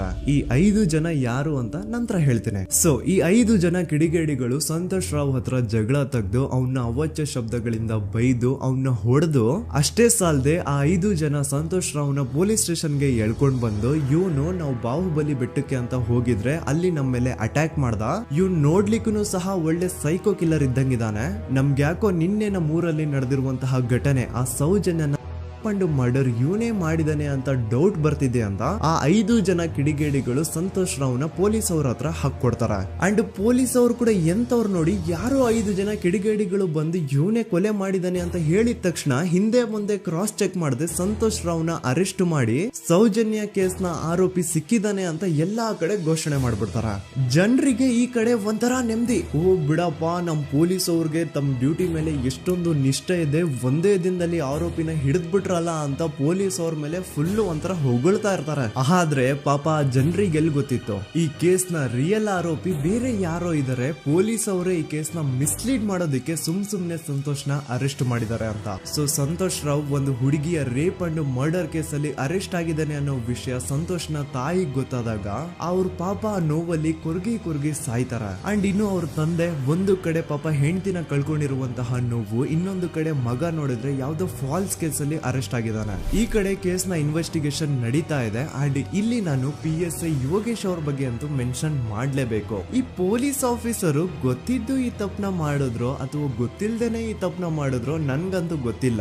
ಸೊ ಇವ್ರು ಏನ್ ಮಾಡ್ತಾರೆ ಅಂತಂದ್ರೆ ಸೌಜನ್ಯನ ಬಾಡಿನ ಪೋಸ್ಟ್ ಮಾರ್ಟಮ್ ಗೆ ಕಳಿಸಿದಾಗ ಡಾಕ್ಟರ್ಸ್ ಹಂಗೋ ಹಿಂಗೋ ಮಾಡಿ ಇಂದ ಕೆಲವೊಂದು ಸ್ಪರ್ಮ್ ನ ಸ್ಯಾಂಪಲ್ಸ್ ಕಲೆಕ್ಟ್ ಮಾಡ್ತಾರ. ಅದನ್ನ ಅವರು PSI ಯೋಗೇಶ್ಗೆ ಕೊಟ್ಟು ಇದನ್ನ ವಿತಿನ್ 72 ಅವರ್ಸ್ ಒಳಗಡೆ ಇನ್ನೊಂದು ಲ್ಯಾಬ್ ಗೆ ಸಬ್ಮಿಟ್ ಮಾಡಿ ಅಂತ ತುಂಬಾ ಕ್ಲಿಯರ್ ಆಗಿ ಹೇಳ್ತಾರೆ. ಆದ್ರೆ PSI ಯೋಗೇಶ್ ಆ ಸ್ಪರ್ಮ್ ಸ್ಯಾಂಪಲ್ಸ್ ನ ವಿತಿನ್ 72 ಅವರ್ಸ್ ಒಳಗಡೆ ಲ್ಯಾಬ್ ಕಳ್ಸೋದಿರ್ಲಿ, ಅದನ್ನ 12 ದಿನ ಆದ್ಮೇಲೆ ಲ್ಯಾಬ್ ಕಳಿಸ್ತಾರ. ಅಷ್ಟೊತ್ತಿಗೆ ಆಲ್ರೆಡಿ ಆ ಸ್ಪರ್ಮ್ ಸ್ಯಾಂಪಲ್ಸ್ ಗೆಲ್ಲ ಫಂಗಸ್ ಹಿಡಿದು ಅದು ಅನ್ಫಿಟ್ ಫಾರ್ ಟೆಸ್ಟಿಂಗ್ ಅಂತ ಬರುತ್ತೆ. ಈಗ ನೀವೇ ಹೇಳಿ, ಎಂತ ಡಂಬೆಸ್ಟ್ ಪರ್ಸನ್ ಪೊಲೀಸ್ ಆಫೀಸರ್ ಆಗಿದ್ರು ಅವನ ಹತ್ರ ಒಂದು ಮರ್ಡರ್ ಕೇಸ್ ಬಂದಾಗ ಅವನ ಹತ್ರ ಇರೋ ಮೇನ್ ಸಾಕ್ಷಿನೇ, ಮೇನ್ ಎವಿಡೆನ್ಸ್ ಆ ಹುಡುಗಿಯ ಇಂದ ಕಲೆಕ್ಟ್ ಆಗುವಂತಹ ಸ್ಪರ್ಮ್ ಸ್ಯಾಂಪಲ್ಸ್. ಸೊ ಅದನ್ನ ಮೊದಲು ಲ್ಯಾಬ್ ಕಳಿಸಿ ಅದನ್ನ ಐಡೆಂಟಿಫೈ ಮಾಡೋದು ಪೊಲೀಸ್ ಅವರ ಫಸ್ಟ್ ಡ್ಯೂಟಿ. ಆದ್ರೆ ಇಲ್ಲಿ PSI ಯೋಗೇಶ್ ಅವರು ಇದನ್ನೇ ಮರ್ತು ಹೋದ್ರು ಅಂತ ನೋಡಿ. ಯಾವುದೇ ಒಂದು ಕೇಸ್ ಅಲ್ಲಿ ಪೊಲೀಸ್ ಅವರು ಆದಷ್ಟು ಎವಿಡೆನ್ಸ್ ನ ಕಲೆಕ್ಟ್ ಮಾಡೋದಕ್ಕೆ ಟ್ರೈ ಮಾಡ್ತಾರ. ಆದ್ರೆ ಈ ಒಂದು ಕೇಸ್ ಅಲ್ಲಿ ಮಾತ್ರ ಪೊಲೀಸ್ ಅವರು ಎವಿಡೆನ್ಸ್ ನ ಕಲೆಕ್ಟ್ ಮಾಡೋ ಬದಲಾಗಿ ಎವಿಡೆನ್ಸ್ ನ ಡಿಸ್ಟ್ರಾಯ್ ಮಾಡೋದ್ರಲ್ಲಿ ಮುಂದೆ ಇದ್ರು. ಅಷ್ಟೇ ಅಲ್ಲದೆ ಈ ಪೊಲೀಸ್ ಆಫೀಸರ್ ಸೇರ್ಕೊಂಡು ಸಂತೋಷ್ ರಾವ್ಗೆ ಸೆಲ್ ಅಲ್ಲಿ ಎಂತ ಟಾರ್ಚರ್, ಎಂತ ಹಿಂಸೆ ಕೊಡ್ತಾರೆ ಅಂದ್ರೆ ನೆನ್ಸ್ಕೊಂಡ್ರೆ ಮೈ ಜುಮ್ ಅನ್ನುತ್ತಾ. ಹೊಡಿಯೋದು, ಕೆಟ್ಟದಾಗ ಬೈಯೋದು, ಇದೆಲ್ಲ common. Most brutal parties Santosh ರಾವ್ನ ಪ್ಯಾಂಟ್ ಬಿಚ್ಚಿ ಅವನ ಪ್ರೈವೇಟ್ ಪಾರ್ಟ್ ಮೇಲೆ ಬಿಸಿ ಬಿಸಿ ಕುದೀತಾ ಇರುವಂತಹ ನೀರ್ ಚಲ್ತಾರ. ಈ ಕ್ರೈಮ್ ನೀನೇ ಮಾಡಿದ್ಯಾ ಅಂತ ಒಪ್ಕೋ, ಇಲ್ಲ ಅಂತಂದ್ರೆ ನಿನ್ನ ಸೆಲ್ ಒಳಗಡೆನೆ ಸಾಯಿಸ್ಬಿಡ್ತೀವಿ, ನಿನ್ನ ತಂದೆ ತಾಯಿ ಎಲ್ರು ಸಾಯಿಸ್ಬಿಡ್ತೀವಿ ಅಂತ ಬ್ಲಾಕ್ ಮೇಲ್ ಮಾಡ್ತಾರ. ನೋಡಿ, ಸಂತೋಷ್ ರಾವ್ ಜಾಗದಲ್ಲಿ ನನ್ನಂತ ನಿಮ್ಮಂತ ನಾರ್ಮಲ್ ಪರ್ಸನ್ ಯಾರಾದ್ರೂ ಇದ್ದಿದ್ರೆ ಪೊಲೀಸ್ ಅವರು ಕೊಡ್ತಿರುವಂತಹ ಹಿಂಸೆನ ತಡ್ಕೊಳಕ್ಕಾಗದೆ ಆ ಕ್ರೈಮ್ ಮಾಡಿಲ್ಲ ಅಂದ್ರೂ ಮಾಡಿದೀನಿ ಅಂತ ಒಪ್ಕೊಬಿಡ್ತಾ ಇದ್ವಿ. ಆದ್ರೆ ಸಂತೋಷ್ ರಾವ್ ಮೆಂಟಲಿ ಇಲ್ಲಿರೋದೇ ಅವನ್ಗೆ ಅಡ್ವಾಂಟೇಜ್ ಆಗೋಯ್ತು. ಪೊಲೀಸ್ಗಳು ಸಂತೋಷ್ ರಾವ್ಗೆ ಎಷ್ಟೇ ಹೊಡೆದ್ರು, ಎಷ್ಟೇ ಬೈದ್ರು, ಎಷ್ಟೇ ಬ್ಲಾಕ್ ಮೇಲ್ ಮಾಡಿದ್ರು ಸಂತೋಷ್ ರಾವ್ ಬಾಯಲ್ಲಿ ನಾನ್ ಈ ಕ್ರೈಮ್ ನ ಮಾಡಿಲ್ಲ ಅಂತಾನೆ ಬರುತ್ತೆ ಹೊರತು ಆ ಕ್ರೈಮ್ ನ ಅವನು ಒಪ್ಕೊಳ್ಳೋದೇ ಇಲ್ಲ. ದೆನ್ ಕೋರ್ಟ್ ಟ್ರಯಲ್ಸ್ ಸ್ಟಾರ್ಟ್ ಆಗುತ್ತೆ. ಈ ಕ್ರೈಮ್ ನ ಸಂತೋಷೇ ಮಾಡಿದಾನೆ ಅಂತ ಸೌಜನ್ಯ ಕಡೆಯ ಲಾಯರ್ ವಾದ ಮಾಡ್ತಾನೆ. ಅದಕ್ಕೆ ಆಪೋಸಿಟ್ ಆಗಿ ಸಂತೋಷ್ ರಾವ್ ಕಡೆಯಿಂದ ಒಬ್ರು ಲಾಯರ್ ಇಲ್ಲ, ಸಂತೋಷ್ ರಾವ್ ಈ ಕ್ರೈಮ್ ನ ಮಾಡ್ಲಿಕ್ಕೆ ಸಾಧ್ಯನೇ ಇಲ್ಲ ಅಂತ ವಾದ ಮಾಡ್ತಿರ್ತಾರೆ. ಅಂಡ್ ಕೋರ್ಟ್ ಇಂದ ಆಚೆಗಡೆ ಸಂತೋಷ್ ರಾವ್ ನ ಅಗೇನ್ಸ್ಟ್ ಸ್ಟೂಡೆಂಟ್ಸ್ ಪ್ರೊಟೆಸ್ಟ್ ನಡೆಯುತ್ತೆ, ಪಬ್ಲಿಕ್ ಪ್ರೊಟೆಸ್ಟ್ ನಡೆಯುತ್ತೆ. ಅರೆಸ್ಟ್ ಆಗಿರುವಂತಹ ಸಂತೋಷ್ ರಾವ್ಗೆ ಗಲ್ಲಿಗೇರಿಸ್ರಿ ಅಂತ ಅವ್ರು ಡಿಮ್ಯಾಂಡ್ ಮಾಡ್ತಿರ್ತಾರೆ. ಸೊ ಹೀಗೆ ಒಂದು 2-3 ವರ್ಷ ಕಳೆದು ಹೋಗುತ್ತೆ. ನಂತರ ಒಂದು ಕೋರ್ಟ್ ಟ್ರಯಲ್ ಅಲ್ಲಿ ಸಂತೋಷ್ ರಾವ್ ಪರವಾಗಿ ಹೋರಾಡ್ತಿದ್ದಂತಹ ಲಾಯರ್ ಯಾಕೆ ಈ ಕೇಸ್ ಅಲ್ಲಿ ಸಂತೋಷ್ ಆರೋಪಿ ಅಲ್ಲ ಅಂತ ಪ್ರೂವ್ ಮಾಡ್ಲಿಕ್ಕೆ ಕೆಲವೊಂದು ಪಾಯಿಂಟ್ಸ್ ನ ಮುಂದೆ ಇಡ್ತಾರೆ. ಅದೇನಂತಂದ್ರೆ, ಮೊದಲನೇದಾಗಿ ಸಂತೋಷ್ ರಾವ್ ಈ ಕ್ರೈಮ್ ನ ಮಾಡಿದಾನೆ ಅಂತ ಒಬ್ರು ಒಂದು ಐ ವಿಟ್ನೆಸ್ ಇರಲ್ಲ. ಇನ್ನೊಂದೇನು ಅಂತಂದ್ರೆ, ಯಾವೊಂದು ಕಂಡೀಷನ್ ಅಲ್ಲಿ, ಯಾವೊಂದು ಬ್ರೂಟಲ್ ಕಂಡೀಷನ್ ಅಲ್ಲಿ ಸೌಜನ್ಯನ ಬಾಡಿ ಸಿಕ್ಕಿತ್ತೋ ಅದನ್ನ ಗಮನದಲ್ಲಿಟ್ಕೊಂಡು ಸ್ವಲ್ಪ ಪ್ರಾಕ್ಟಿಕಲ್ ಆಗಿ ಥಿಂಕ್ ಮಾಡಿದ್ರೆ ಆ ಒಂದು ಭೀಕರ ಕ್ರೈಮ್ ನ ಒಬ್ನೇ ಮಾಡ್ಲಿಕ್ಕೆ ಸಾಧ್ಯನೇ ಇಲ್ಲ. ಇನ್ನೊಂದು ಪಾಯಿಂಟ್ ಏನು ಅಂತಂದ್ರೆ, ಸೌಜನ್ಯನ ಇಂದ ಪೊಲೀಸ್ ಅವ್ರಿಗೆ ಯಾವುದೇ ಸ್ಪರ್ಮ್ ಸ್ಯಾಂಪಲ್ ಸಿಗ್ಬಾರ್ದು ಅಂತ 6 ಇಂಚು ಅಷ್ಟು ಮಣ್ಣು ಹಾಕಿರ್ತಾರ. ಸೊ ಈಗ ನೀವೇ ಹೇಳಿ, ಮೆಂಟಲಿ ಇಲ್ಲಿರುವಂತಹ ಪರ್ಸನ್ಗೆ ಇಷ್ಟೊಂದು ಬುದ್ಧಿವಂತಿಕೆ ಇರುತ್ತಾ ಅನ್ಕೊಳ್ಳಿ. ಅಷ್ಟೊಂದು ಬುದ್ಧಿವಂತಿಕೆ ಅವ್ನಿಗಿದ್ರು ಆ ಕ್ರೈಮ್ ಮಾಡಾದ್ಮೇಲೆ ಅವನ ಆ ಊರಿಂದ ಓಡ್ ಹೋಗ್ಬೋದಾಗಿತ್ತು. ಆದ್ರೆ ಮತ್ತ್ಯಾಕೆ ಅವನು ಅದೇ ಊರಲ್ಲೇ ಇರ್ತಾನೆ. ಅಂಡ್ ಸೌಜನ್ಯ ಕೊನೆಯದಾಗಿ ಪ್ರಕೃತಿ ಹಾಸ್ಪಿಟಲ್ ಮುಂದ್ಗಡೆಯಿಂದ ನಡ್ಕೊಂಡು ಹೋಗ್ತಾ ಇರ್ಬೇಕಾದ್ರೆ ಆ ಪ್ರಕೃತಿ ಹಾಸ್ಪಿಟಲ್ ನ ಸೆಕ್ಯೂರಿಟಿ ಗಾರ್ಡ್ ನೋಡ್ತಾನೆ. ಅಂಡ್ ಪ್ರಕೃತಿ ಹಾಸ್ಪಿಟಲ್ ನ ಆಚೆಗಡೆ CCTV ಕ್ಯಾಮೆರಾನು ಇರುತ್ತೆ. ಸಡನ್ಲಿ ಆ CCTV ಫುಟೇಜ್ ಕೂಡ ಕಾಣೆ ಆಗ್ಬಿಡುತ್ತಾ. ಇನ್ನೊಂದೇನು ಅಂತಂದ್ರೆ, ಸೌಜನ್ಯ ಮರ್ಡರ್ ಆಗಿದ್ದು ನೆಕ್ಸ್ಟ್ ದಿನಾನೇ ಪೊಲೀಸ್ ಅವರು ಆರೋಪಿನ ಹಿಡಿದ್ರು. ಸೊ ಹಾಗಿದ್ದಾಗ ಆ ಕಲೆಕ್ಟ್ ಮಾಡಿರುವಂತಹ ಸ್ಪರ್ಮ್ ಸ್ಯಾಂಪಲ್ಸ್ ನ ಲ್ಯಾಬ್ ಗೆ ಕಳಿಸಿ ಇವನೇ ಆರೋಪಿ ಅಂತ ಕನ್ಫರ್ಮ್ ಮಾಡೋ ಬದಲಾಗಿ ಯಾಕೆ ಪೊಲೀಸ್ ಅವರು ಆ ಸ್ಪರ್ಮ್ ಸ್ಯಾಂಪಲ್ಸ್ ನ ತಮ್ಮ ಹತ್ರನೇ ಇಟ್ಕೊಂಡು 12 ದಿನವರೆಗೂ ಅದಕ್ಕೆ ಫಂಗಸ್ ಹಿಡಿಯೋವರೆಗೂ ಕಾದು ಆಮೇಲೆ ಅದನ್ನ ಲ್ಯಾಬ್ ಕಳಿಸಿದ್ರು. ಅಂಡ್ ಮೇನ್ ಇಂಪಾರ್ಟೆಂಟ್ ಆಗಿ ಸಂತೋಷ್ ರಾವ್ಗೆ ಒಂದು ಗುಪ್ತ ರೋಗ ಇರುತ್ತೆ, ಅದೇ ಫಿಮೋಸಿಸ್ ಅಂತ. ಈ ಕಾಯಿಲೆ ಏನು ಅಂತ ನಾನು ಈ ವಿಡಿಯೋದಲ್ಲಿ ಡೀಟೇಲ್ಡ್ ಆಗಿ ಎಕ್ಸ್ಪ್ಲೈನ್ ಮಾಡ್ಲಿಕ್ಕೆ ಆಗಲ್ಲ. ಜಸ್ಟ್ ತಿಳ್ಕೊಳ್ಳಿ, ಈ ಒಂದು ಕಾಯಿಲೆ ಇರೋರು ಇಂಟಿಮಸಿ ಮಾಡ್ಲಿಕ್ಕೆ ಆಗಲ್ಲ. ಇನ್ ಕೇಸ್ ಮಾಡಿದ್ರು ಅವರು ಸುಖ ಅಲ್ಲ ನರಕ ಕಾಣ್ತಾರ. ಸೊ ಇಷ್ಟೆಲ್ಲ ವ್ಯಾಲಿಡ್ ಪಾಯಿಂಟ್ಸ್, ಇಷ್ಟೆಲ್ಲ ಫ್ಯಾಕ್ಟ್ಸ್ ಕಣ್ ಮುಂದೆ ಇರಬೇಕಾದ್ರೆ ಸ್ಟಿಲ್ ಪೊಲೀಸ್ ಅವರು ಯಾಕೆ ಈ ಕ್ರೈಮ್ ನ ಸಂತೋಷ್ ರಾವೇ ಮಾಡಿದಾನೆ ಅಂತ ಇವನ್ ಹಿಂದೆ ಬಿದ್ದಿದ್ದಾರೆ. ಯಾಕೆ ಅವರು ಈ ಕ್ರೈಮ್ ಇವನ್ ಬಿಟ್ರೆ ಬೇರೆ ಯಾರಾದ್ರೂ ಮಾಡಿರ್ಬೋದಲ್ಲ ಅಂತ ಆ ಆಂಗಲ್ ಅಲ್ಲಿ ಇನ್ವೆಸ್ಟಿಗೇಷನ್ ಮಾಡ್ತಿಲ್ವಲ್ಲ ಅಂತ ಪೊಲೀಸ್ ಅವರ ಇನ್ವೆಸ್ಟಿಗೇಷನ್ ಮೇಲೆ ಈಗ ಕ್ವಶನ್ ಬರುತ್ತೆ. So after hearing all of this, ಎಲ್ಲರಿಗೂ ಈಗ ಪೊಲೀಸ್ ಅವರ ಇನ್ವೆಸ್ಟಿಗೇಷನ್ ಇನ್ವೆಸ್ಟಿಗೇಷನ್ ಮೇಲೆ ಡೌಟ್ ಬರುತ್ತೆ. ಅಂಡ್ ಈವನ್ ಸೌಜನ್ಯ ಅವ್ರ ಮನೆಯವರು ಕೂಡ ನಿಜವಾದ ಆರೋಪಿ ಸಂತೋಷ್ ಅಲ್ಲ ಅಂತ ತಮ್ಮ ಅಭಿಪ್ರಾಯನ ವ್ಯಕ್ತಪಡಿಸ್ತಾರೆ. ಆಗ ಅಲ್ಲಿವರೆಗೂ ಸಂತೋಷ್ ರಾವ್ನ ಗಲ್ಲಿಗೇರಿಸಿ ಅಂತ ಏನು student protest and public protest ಎಲ್ಲ ನಡೀತಾ ಇತ್ತು, ಈಗ ಅದೆಲ್ಲ ನಿಂತು ಹೋಗಿ ಎಲ್ಲಾ ಹೇಟ್ರೇಡ್ ಪೊಲೀಸ್ ಅವ್ರ ಕಡೆಗೆ ಹೋಗುತ್ತೆ. ಪೊಲೀಸ್ ಅವರು ಈ ಕೇಸಲ್ಲಿ ಕರಪ್ಟ್ ಆಗಿದ್ದಾರೆ, ಪೊಲೀಸ್ ಅವರೇ ಸತ್ಯ ಮುಚ್ಚಿಡ್ಲಿಕ್ಕೆ ಟ್ರೈ ಮಾಡ್ತಿದ್ದಾರೆ. ಹಾಗಾಗಿ ಈ ಕೇಸ್ ನ ಇನ್ಮುಂದೆ ಪೊಲೀಸ್ ಅವರಲ್ಲದೆ ಸಿಬಿಐ ಅವರು ಇನ್ವೆಸ್ಟಿಗೇಷನ್ ಮಾಡಬೇಕು, ಈ ಕೇಸ್ ನ ಸಿಬಿಐ ಒಪ್ಸಿ ಅಂತ ಅಗೇನ್ ಪ್ರೊಟೆಸ್ಟ್ ಗಳು ಸ್ಟಾರ್ಟ್ ಆಗ್ತವೆ. ಸೊ ಧರ್ಮಸ್ಥಳದಲ್ಲಿ ಇಷ್ಟೊಂದು ಹೋರಾಟಗಳಾಗ್ತಿದಾವೆ, ಒಬ್ಳು ಹುಡುಗಿ ಜೊತೆ ಇಷ್ಟೊಂದು ಅನ್ಯಾಯ ಆಗಿದೆ, ಆದ್ರೂ ಸಹ ಧರ್ಮಾಧಿಕಾರಿ ಏನು ಮಾತೇ ಆಡ್ತಿಲ್ವಲ್ಲ ಈ ಹುಡುಗಿ ಬಗ್ಗೆ ಅಂತ ಜನರು ಪ್ರಶ್ನೆ ಮಾಡಿದಾಗ ಆಗ ಧರ್ಮಾಧಿಕಾರಿನೂ ಜನರು ಮುಂದೆ ಬಂದ್ಬಿಟ್ಟು ಈ ಕೇಸ್ ನ ಸಿಬಿಐ ಒಪ್ಸಿ ಅಂತ ಹೋರಾಟ ಮಾಡ್ತಾರ. ನಂತರ ಈ ಒಂದು ಕೇಸು ಪೊಲೀಸ್ ಅವರಿಂದ ಸಿಬಿಐ ಕೈಗೆ ಹೋಗುತ್ತೆ. ಸಿಬಿಐ ಕೈಗೆ ಹೋಗಿದ ತಕ್ಷಣ ಇಲ್ಲೇನು ಸತ್ಯ ಹೊರಗೆ ಬಂದಿಲ್ಲ. ಆ ಸಿಬಿಐ ಅವರು 3-4 ವರ್ಷ ಟೈಮ್ ತಗೊಂಡು ಮತ್ತೆ ಈ ಒಂದು ಕೇಸ್ ನ ರೀ ಇನ್ವೆಸ್ಟಿಗೇಷನ್ ಮಾಡ್ತಾರ. ಆದ್ರೆ ಅಲ್ಲೇನು ಇನ್ವೆಸ್ಟಿಗೇಷನ್ ಮಾಡ್ಲಿಕ್ಕೆ ಉಳ್ದೇ ಇರಲ್ಲ. ಆ ಪೊಲೀಸ್ ಅವರು ಅವ್ರ ಕೈಯಲ್ಲಿ ಈ ಕೇಸ್ ಇದ್ದಷ್ಟು ದಿನ ಎಷ್ಟಾಗುತ್ತೋ ಅಷ್ಟು ಎವಿಡೆನ್ಸ್ ನ ಡಿಸ್ಟ್ರಾಯ್ ಮಾಡ್ಬಿಟ್ಟಿರ್ತಾರ. ಸೊ ಹಾಗಾಗಿ ಅಲ್ಲಿ ಸಿಬಿಐ ಅವ್ರಿಗೆ ಇನ್ವೆಸ್ಟಿಗೇಷನ್ ಮಾಡ್ಲಿಕ್ಕೆ ಏನ್ ಉಳ್ದೇ ಇರಲ್ಲ. ಆದ್ರೂ ಸ್ಟಿಲ್ ಅವರು 3-4 ಇಯರ್ಸ್ ಟೈಮ್ ತಗೊಂಡು ನಂತರ ಫೈನಲಿ ಒಂದು ರಿಪೋರ್ಟ್ ನ ಕೋರ್ಟ್ ಗೆ ಸಬ್ಮಿಟ್ ಮಾಡ್ತಾರ. ಅಂಡ್ ಸಿಬಿಐ ಅವರು ಕೋರ್ಟ್ ಗೆ ಸಬ್ಮಿಟ್ ಮಾಡಿರುವಂತಹ ಆ ಒಂದು ರಿಪೋರ್ಟ್ ಅಲ್ಲಿ ಏನಿತ್ತು ಅಂದ್ರೆ ಸಿಬಿಐ ಇನ್ವೆಸ್ಟಿಗೇಷನ್ ಕನ್ಫರ್ಮ್ಸ್ ದಟ್ ಈ ಒಂದು ಕ್ರೈಮ್ ನ ಸಂತೋಷ್ ರಾವ್ ಮಾಡಿದಾನೆ ಅಂತ. ಆದ್ರೆ ಐರಾನಿ ಈಸ್ ಇದೇ ಒಂದು ರಿಪೋರ್ಟ್ ಅಲ್ಲಿ ಇವ್ರು ಏನ್ ಹೇಳ್ತಾರೆ ಅಂದ್ರೆ ಅವ್ರಿಗೆ ಯಾವುದೇ ತರ ಎವಿಡೆನ್ಸ್ ಸಿಕ್ಕಿಲ್ಲ ಅಂತ. ಯಾಕಂದ್ರೆ ಈ ಸೌಜನ್ಯ ಕೇಸ್ ಪೊಲೀಸ್ ಅವ್ರ ಕೈಯಲ್ಲಿ ಇದ್ದಾಗ ಪೊಲೀಸ್ ಅವರು ತಮ್ಮ ನಿರ್ಲಕ್ಷ್ಯದಿಂದ ಎಲ್ಲಾ ಎವಿಡೆನ್ಸ್ ನ ಕಳ್ಕೊಂಡ್ಬಿಟ್ಟಿರ್ತಾರ. ಅಂತದ್ರಲ್ಲಿ ಯಾವ ಒಂದು ಆಧಾರದ ಮೇಲೆ ಇವರು ಸಂತೋಷ್ ರಾವ್ ಈ ಕ್ರೈಮ್ ನ ಮಾಡಿದ್ದಾರೆ ಅಂತ ಕ್ವಶನ್ ಮಾಡಿದಾಗ ಸಿಬಿಐ ಅವ್ರ ಕಡೆಯಿಂದ ನೋ ಆನ್ಸರ್. ನೋಡಿ, ಮೊದ್ಲು ಈ ಒಂದು ಕೇಸ್ ನ ಪೊಲೀಸ್ ಅವರು ಇನ್ವೆಸ್ಟಿಗೇಷನ್ ಮಾಡಿ ನಂತರ ಈ ಒಂದು ಕೇಸು ಸಿಬಿಐ ಅವ್ರ ಕೈಗೆ ಹೋಗಿ ಅವರು 3-4 ವರ್ಷ ಟೈಮ್ ತಗೊಂಡು ಇನ್ವೆಸ್ಟಿಗೇಷನ್ ಮಾಡಿ ದೆನ್ ಫೈನಲ್ ರಿಪೋರ್ಟ್ ನ ಕೋರ್ಟ್ ಗೆ ಸಬ್ಮಿಟ್ ಮಾಡೋಷ್ಟ್ರಲ್ಲಿ ಸುಮಾರು 5-6 ವರ್ಷ ಕಳೆದು ಹೋಗಿರುತ್ತೆ. ಅಂಡ್ ಸ್ಟಿಲ್ ಈ ಒಂದು ಕೇಸ್ ಅಲ್ಲಿ ಏನೂ ಕನ್ಕ್ಲೂಷನ್ ಸಿಕ್ಕಿರಲ್ಲ. ಎವ್ರಿ ಇಯರ್ ಸೌಜನ್ಯನ ಬರ್ತ್ಡೇ ಇದ್ದಾಗ ಅಥವಾ ತಿಥಿ ಇದ್ದಾಗ ಅವಳನ್ನ ನೆನೆಸ್ಕೊಂಡು ಅವಳ ಹೆಸರಲ್ಲಿ public protest and student protest ನಡೀತಾನೆ ಇರ್ತವೆ. ಸೊ ಒಂದು ದಿನ ಈ ಒಂದು ಪ್ರೊಟೆಸ್ಟ್ ಗಳ ನ್ಯೂಸ್ ಗಿರೀಶ್ ಮುಟ್ಟಣ್ಣನವರ ಗಮನಕ್ಕೆ ಬರುತ್ತೆ. ಯಾರೀ ಗಿರೀಶ್ ಮುಟ್ಟಣ್ಣನವರ ಅಂದ್ರೆ ಇವರು very honest X police man. ನೀವು ನಂಬಲ್ಲ, ಇವ್ರು ಪೊಲೀಸ್ ಆಫೀಸರ್ ಇದ್ದಾಗ ಪಬ್ಲಿಕ್ ಅಲ್ಲಿ ಒಬ್ಬ MLA ಹೊಡೆದಿರ್ತಾರ. ಅಷ್ಟೇ ಅಲ್ಲ, ಪೊಲೀಸ್ ಡಿಪಾರ್ಟ್ಮೆಂಟ್ ಅಲ್ಲಿ ಕರಪ್ಷನ್ ಇದೆ, ಕರಪ್ಷನ್ ಇದ್ದಿದ್ ಕಡೆ ನಾನ್ ಇರಲ್ಲ ಅಂತ ಹೇಳ್ಬಿಟ್ಟು ತಮ್ಮ ಪೊಲೀಸ್ ಡ್ಯೂಟಿನ ಬಿಟ್ಬಿಟ್ಟು ಈಗ ಸಮಾಜದಲ್ಲಿ ಏನೇ ಅನ್ಯಾಯ ಆಗಿದ್ರು ಅದ್ರ ಅಗೇನ್ಸ್ಟ್ ವಾಯ್ಸ್ ರೈಸ್ ಮಾಡ್ತಿದಾರ. ಸೊ ಈ ಗಿರೀಶ್ ಮುಟ್ಟಣ್ಣನವರಿಗೆ ಸೌಜನ್ಯ ಕೇಸ್ ಬಗ್ಗೆ ಗೊತ್ತಾದಾಗ ಅವ್ರಿಗೆ ಈ ಕೇಸು ತುಂಬಾನೇ ಕಾಡುತ್ತೆ. ಅಲ್ಲ, ಇಷ್ಟೊಂದು ವರ್ಷಗಳಾಗೋಯ್ತು ಆ ಹುಡುಗಿ ಜೊತೆ ಅನ್ಯಾಯ ಆಗಿ, ಸ್ಟಿಲ್ ಈ ಒಂದು ಕೇಸ್ ನ ಕನ್ಕ್ಲೂಷನ್ ಸಿಕ್ತಿಲ್ವಲ್ಲ, ಏನ್ ನಡೀತಿದೆ ಧರ್ಮಸ್ಥಳದಲ್ಲಿ ಅರ್ಥ ಆಗ್ತಿಲ್ವಲ್ಲ ಅಂತ ಈ ಗಿರೀಶ್ ಅವರು ತಮ್ಮ ಹಳೆ ಪೊಲೀಸ್ ಕಾಂಟ್ಯಾಕ್ಟ್ಸ್ ನ ಯೂಸ್ ಮಾಡ್ಕೊಂಡು ಆ ಸೌಜನ್ಯ ಕೇಸ್ ಫೈಲ್ ನ ಒಂದು ಕಾಪಿನ ತಮ್ಮ ಹತ್ರ ತರಿಸ್ಕೋತಾರ. ಆ ಒಂದು ಕೇಸ್ ಫೈಲ್ ಅಲ್ಲಿ ಸೌಜನ್ಯ ಬಗ್ಗೆ ಅಷ್ಟೇ ಅಲ್ಲದೆ ಸಂತೋಷ್ ರಾವ್ ಬಗ್ಗೆನೂ ಇನ್ಫಾರ್ಮೇಶನ್ ಇರುತ್ತೆ. ಅಂಡ್ ಗಿರೀಶ್ ಅವರು ಸಂತೋಷ್ ಬಗ್ಗೆ ಇರುವಂತಹ ಇನ್ಫಾರ್ಮೇಶನ್ ನೋಡ್ತಾ ಇರ್ಬೇಕಾದ್ರೆ ಅವರು ಒಂದು ವಿಷಯನ ನೋಟಿಸ್ ಮಾಡ್ತಾರ. ಅದೇನಂತಂದ್ರೆ ಪೊಲೀಸ್ ಅವರು ಸಂತೋಷ್ ರಾವ್ನ ಬರೀ ಸೌಜನ್ಯ ಕೇಸಲ್ಲಿ ಒಂದೇ ಫಿಟ್ ಮಾಡಿರಲ್ಲ, ಸೌಜನ್ಯ ಸಾಯೋಕ್ಕಿಂತ 20 ದಿನ ಹಿಂದೆ ಧರ್ಮಸ್ಥಳದಲ್ಲೇ ನಡೆದಿರುವಂತಹ ಒಂದು ಕ್ರೈಮ್ ಅಲ್ಲಿನೂ ಸಹ ಸಂತೋಷ್ ರಾವ್ ಆರೋಪಿ ಅಂತ ಮೆನ್ಷನ್ ಮಾಡಿರ್ತಾರ.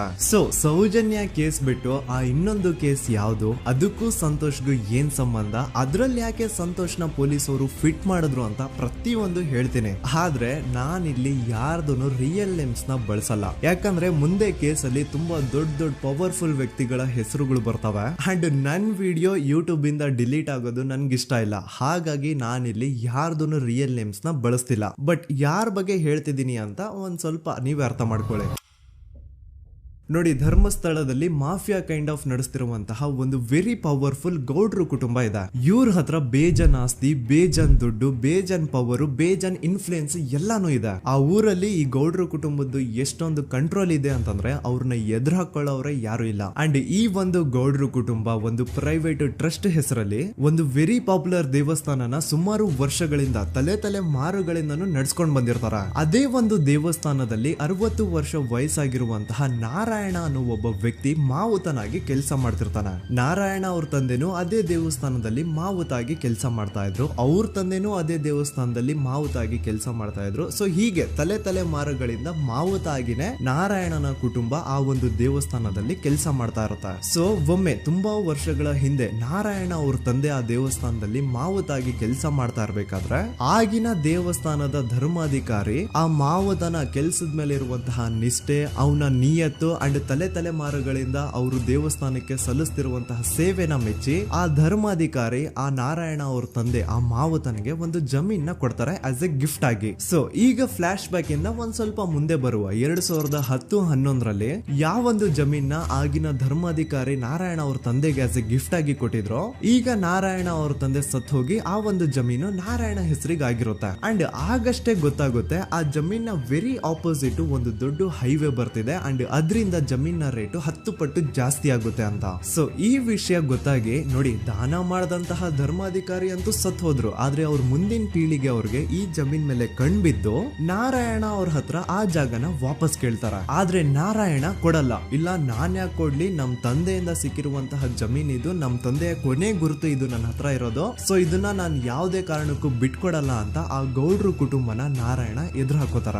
ಆಗ ಗೌಡ್ರು ಕುಟುಂಬದವ್ರಿಗೆ ಕೋಪ ಬಂದು ಅವ್ರೇನ್ ಮಾಡ್ತಾರೆ ಅಂದ್ರೆ ನಾರಾಯಣ ಮನೆಗೆ ನೀರಿನ ಸಪ್ಲೈ ಇರುತ್ತಲ್ವಾ ಅದನ್ನ ಬಂದ್ ಮಾಡ್ತಾರ, ಎಲೆಕ್ಟ್ರಿಸಿಟಿ ಸಪ್ಲೈನು ಕಟ್ ಆಫ್ ಮಾಡ್ತಾರ, ಊರಲ್ಲಿರುವಂತಹ ಎಲ್ಲಾ ಚರಂಡಿಗಳನ್ನ ಕ್ಲೀನ್ ಮಾಡಿ ಆ ಕಸ ಏನಿರುತ್ತೋ ಅದನ್ನ ತಂದು ನಾರಾಯಣ ಮನೆ ಮುಂದೆ ಹಾಕ್ತಾರ. ಇಷ್ಟೇ ಅಲ್ಲ, ನಾರಾಯಣ ಅವ್ರ ಹೆಂಡತಿ ಮಕ್ಕಳು ಎಲ್ಲಾದ್ರೂ ಆಚೆ ಹೋಗ್ತಾ ಬರ್ತಾ ಇದ್ರೆ ಅವ್ರನ್ನ ಕೆಟ್ಟದಾಗ ಬೈಯೋದು, ಹೊಡ್ಕೊಳ್ಳೋದು, ಬಡ್ಕೊಳ್ಳೋದೆಲ್ಲ ಮಾಡ್ತಿರ್ತಾರ. ಇಷ್ಟೆಲ್ಲ ಆಗ್ತಾ ಇದ್ರು ಸ್ಟಿಲ್ ನಾರಾಯಣ ಮಾತ್ರ ಆ ಜಾಗನ ಬಿಟ್ಕೊಡಲ್ಲ. ಆ ಜಾಗದ್ಗೋಸ್ಕರ ನೀನ್ ಬೇಕಿದ್ರೆ ಇದನ್ನೆಲ್ಲ ಸಹಿಸ್ಕೊಂಡಿರಪ್ಪ, ನಮ್ ಕೈಲಂತೂ ಆಗಲ್ಲ ಅಂತ ನಾರಾಯಣನ ಹೆಂಡತಿ ಮಕ್ಕಳು ಅವನ್ನ ಬಿಟ್ಟು ಬೇರೆ ಊರಿಗೆ ಹೋಗ್ಬಿಡ್ತಾರ. ಈಗ ಮನೆಯಲ್ಲಿ ನಾರಾಯಣ ಅಂಡ್ 45 ವರ್ಷ ವಯಸ್ಸಿರುವಂತಹ ನಾರಾಯಣ ಅವ್ರ ತಂಗಿ ಯಮುನಾ ಅವ್ರು ಮಾತ್ರ ಇಬ್ರೇ ಇರ್ತಾ ಇದ್ರು.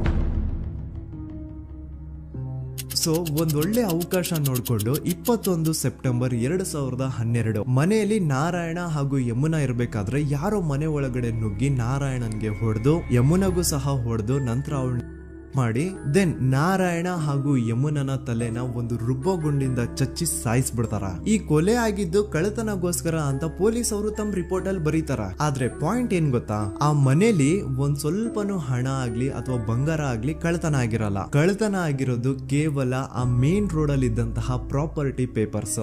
ಎಂತ ಕೋಇನ್ಸಿಡೆನ್ಸ್ ನೋಡಿ, ಯಾವ ಒಂದು ಜಮೀನಿನ ಪತ್ರ ನಾರಾಯಣ ಮನೆಯಿಂದ ಕಳ್ಳತನ ಆಗಿದ್ವೋ ಅದೇ ಒಂದು ಜಮೀನಲ್ಲಿ 10 ವರ್ಷ ಆದ ನಂತರ ಒಂದು ದೊಡ್ಡ ಹೋಟೆಲ್ ಸ್ಥಾಪನೆ ಆಗುತ್ತೆ ಅಂಡ್ ಆ ಹೋಟೆಲ್ ನ ಇನಾಗ್ರೇಷನ್ ಗೆ ಚಿಕ್ಕ ಗೌಡ್ರು ಬರ್ತಾರ. ಸೊ ಈಗೇನು ನಾರಾಯಣ ಹಾಗೂ ಯಮುನನ ಕೊಲೆ ಆಗಿದ್ಯೋ ಇದಾಗಿದ್ದು 20 ದಿನ ಆದ್ಮೇಲೆ ಸೌಜನ್ಯ ಜೊತೆ ಅಂತ ನಿರ್ದಯ ಘಟನೆ ಆಗಿದ್ದು. ಸೊ ಪೊಲೀಸ್ ಅವರು ಸೌಜನ್ಯ ಕೇಸಲ್ಲಿ ಸಂತೋಷ್ ರಾವ್ನ ಫಿಟ್ ಮಾಡೋದಲ್ದೆ ಈ ಒಂದು ನಾರಾಯಣ ಹಾಗೂ ಯಮುನಾ ಕೇಸಲ್ಲೂ ಸಹ ಸಂತೋಷ್ ರಾವ್ನೆ ಫಿಟ್ ಮಾಡಿರ್ತಾರ. ಇಲ್ಲಿ ಡೇಟ್ಸ್ ನ ಸ್ವಲ್ಪ ನೆನ್ಪಿಟ್ಕೊಳ್ಳಿ. ನಾರಾಯಣ ಹಾಗೂ ಯಮುನನ ಕೊಲೆ ಆಗಿದ್ದು 21 ಸೆಪ್ಟೆಂಬರ್ 2012 ಅಂಡ್ ಸಂತೋಷ್ ರಾವ್ ಧರ್ಮಸ್ಥಳ ಬಂದಿದ್ದು 9 ಅಕ್ಟೋಬರ್ 2012, 20 ದಿನ ಆದ್ಮೇಲೆ. ಸೊ ನಾರಾಯಣ ಹಾಗೂ ಯಮುನನ ಕೊಲೆ ಆದಾಗ ಊರಲ್ಲೇ ಇಲ್ದೆ ಎಲ್ಲೋ ಶೃಂಗೇರಿಯಲ್ಲಿ ಯಾವುದೋ ಒಂದು ಹೋಟೆಲ್ ಅಲ್ಲಿ ಕೆಲಸ ಮಾಡ್ತಿದ್ದಂತಹ ಸಂತೋಷ್ ರಾವ್ ಹೇಗೆ ಈ ಒಂದು ಕೇಸಲ್ಲಿ ಆರೋಪಿ ಆಗ್ತಾನೆ? ಸೊ ಇದೇ ಒಂದು ಪಾಯಿಂಟ್ ನ ನೋಟಿಸ್ ಮಾಡಿ ಗಿರೀಶ್ ಮುಟ್ಟಣ್ಣನವರು ಧರ್ಮಸ್ಥಳಕ್ಕೆ ಬಂದು ಸಂತೋಷ್ ನ ಲಾಯರ್ ಜೊತೆ ಡಿಸ್ಕಸ್ ಮಾಡ್ತಾರ.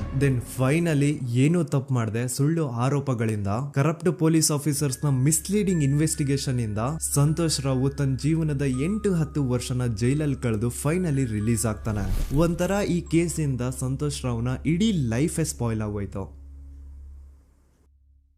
ಈಗ ಸಂತೋಷ್ ರಾವ್ ರಿಯಲ್ ಆರೋಪಿ ಅಲ್ಲ ಅಂತ ಕೋರ್ಟ್ ಅಲ್ಲಿ ಪ್ರೂವ್ ಆಯ್ತು. ಹಾಗಿದ್ರೆ ರಿಯಲ್ ಆರೋಪಿ ಯಾರು? ಪೊಲೀಸ್ ಅವರು ಯಾಕೆ ಕೇಸಲ್ಲಿ ಇಷ್ಟೊಂದು ಅನ್ಫೇರ್ ಇನ್ವೆಸ್ಟಿಗೇಷನ್ ಮಾಡಿದ್ರು? ಯಾರ ರಿಯಲ್ ಹೆಸರನ್ನ ಮುಚ್ಚಿಡ್ಲಿಕ್ಕೆ ಪೊಲೀಸ್ ಆಫೀಸರ್ಸ್ ಈ ಒಂದು ಕೇಸಲ್ಲಿ ಸಂತೋಷ್ ರಾವ್ನ ಸಿಗ್ಹಾಕ್ಸಿದ್ರು? ಇದೆಲ್ಲ ಥಿಂಕ್ ಮಾಡ್ತಾ ಹೋದ್ರೆ ನೋಡಿ ಆ ಊರಲ್ಲಿ ಆ ಪೊಲೀಸ್ ಆಫೀಸರ್ಸ್ಗೆ ಲಂಚ ಕೊಡೋಷ್ಟು, ಒಂದು ಪೊಲೀಸ್ ಇನ್ವೆಸ್ಟಿಗೇಷನ್ ನ ಸ್ಟಾಪ್ ಮಾಡೋಷ್ಟು ಅಥವಾ ಆ ಇನ್ವೆಸ್ಟಿಗೇಷನ್ ನ ಮಿಸ್ಲೀಡ್ ಮಾಡೋಷ್ಟು ಇನ್ಫ್ಲುಯೆನ್ಸ್ ಆಗ್ಲಿ, ಪವರ್ ಆಗ್ಲಿ ಅಥವಾ ಮನಿ ಆಗ್ಲಿ ಊರಿನ ಗೌಡ್ರು ಹತ್ರ ಮಾತ್ರ ಇದ್ದಿದ್ದು. ಸೊ ಈಗ ಸಂಶಯದ ಮುಳ್ಳು ಗೌಡ್ರು ಕಡೆ ತಿರುಗುತ್ತಾ ನೋಡಿ. ಪೊಲೀಸ್ ಅವರು ಸುಮ್ನೆ ಸಂತೋಷ್ ರಾವ್ನ ನಾರಾಯಣ ಹಾಗೂ ಯಮುನಾ ಕೇಸಲ್ಲಿ ಫಿಟ್ ಮಾಡಿದ್ರು. ಈಗ ಆ ಒಂದು ಕೊಲೆ ಪ್ರಕರಣಕ್ಕೂ ಸಂತೋಷ್ ರಾವ್ಗೂ ಏನು ಸಂಬಂಧನೇ ಇರ್ಲಿಲ್ಲ. ಹಂಗೆ ಥಿಂಕ್ ಮಾಡಿ ನಾರಾಯಣ ಸತ್ರೆ ಅಥವಾ ಅವನ ತಂಗಿ ಯಮುನಾ ಸತ್ರೆ ಯಾರಿಗ ಅಡ್ವಾಂಟೇಜ್ ಆಗುತ್ತೆ? ಊರಿನ ಗೌಡ್ರಿಗೆ, ಯಾಕಂದ್ರೆ ಅವ್ರಿಗ ಜಮೀನ್ ಸಿಗುತ್ತಾ. ಸೊ ಈಗ ನಾರಾಯಣ ಹಾಗೂ ಯಮುನಾ ಕೇಸಲ್ಲಿ ಸಂತೋಷ್ ರಾವ್ ಆರೋಪಿ ಅಲ್ಲ ಅಂತ ಪ್ರೂವ್ ಆದ್ಮೇಲೆ ಹಾಗಿದ್ರೆ ಆ ಕೊಲೆ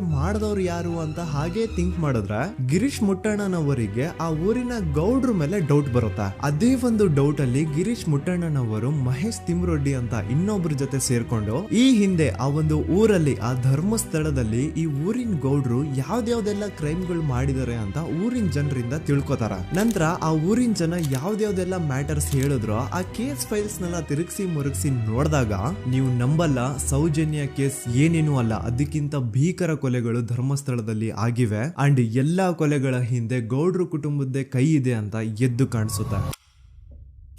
1977 ವೇದಾವಲ್ಲಿ ಕೇಸ್.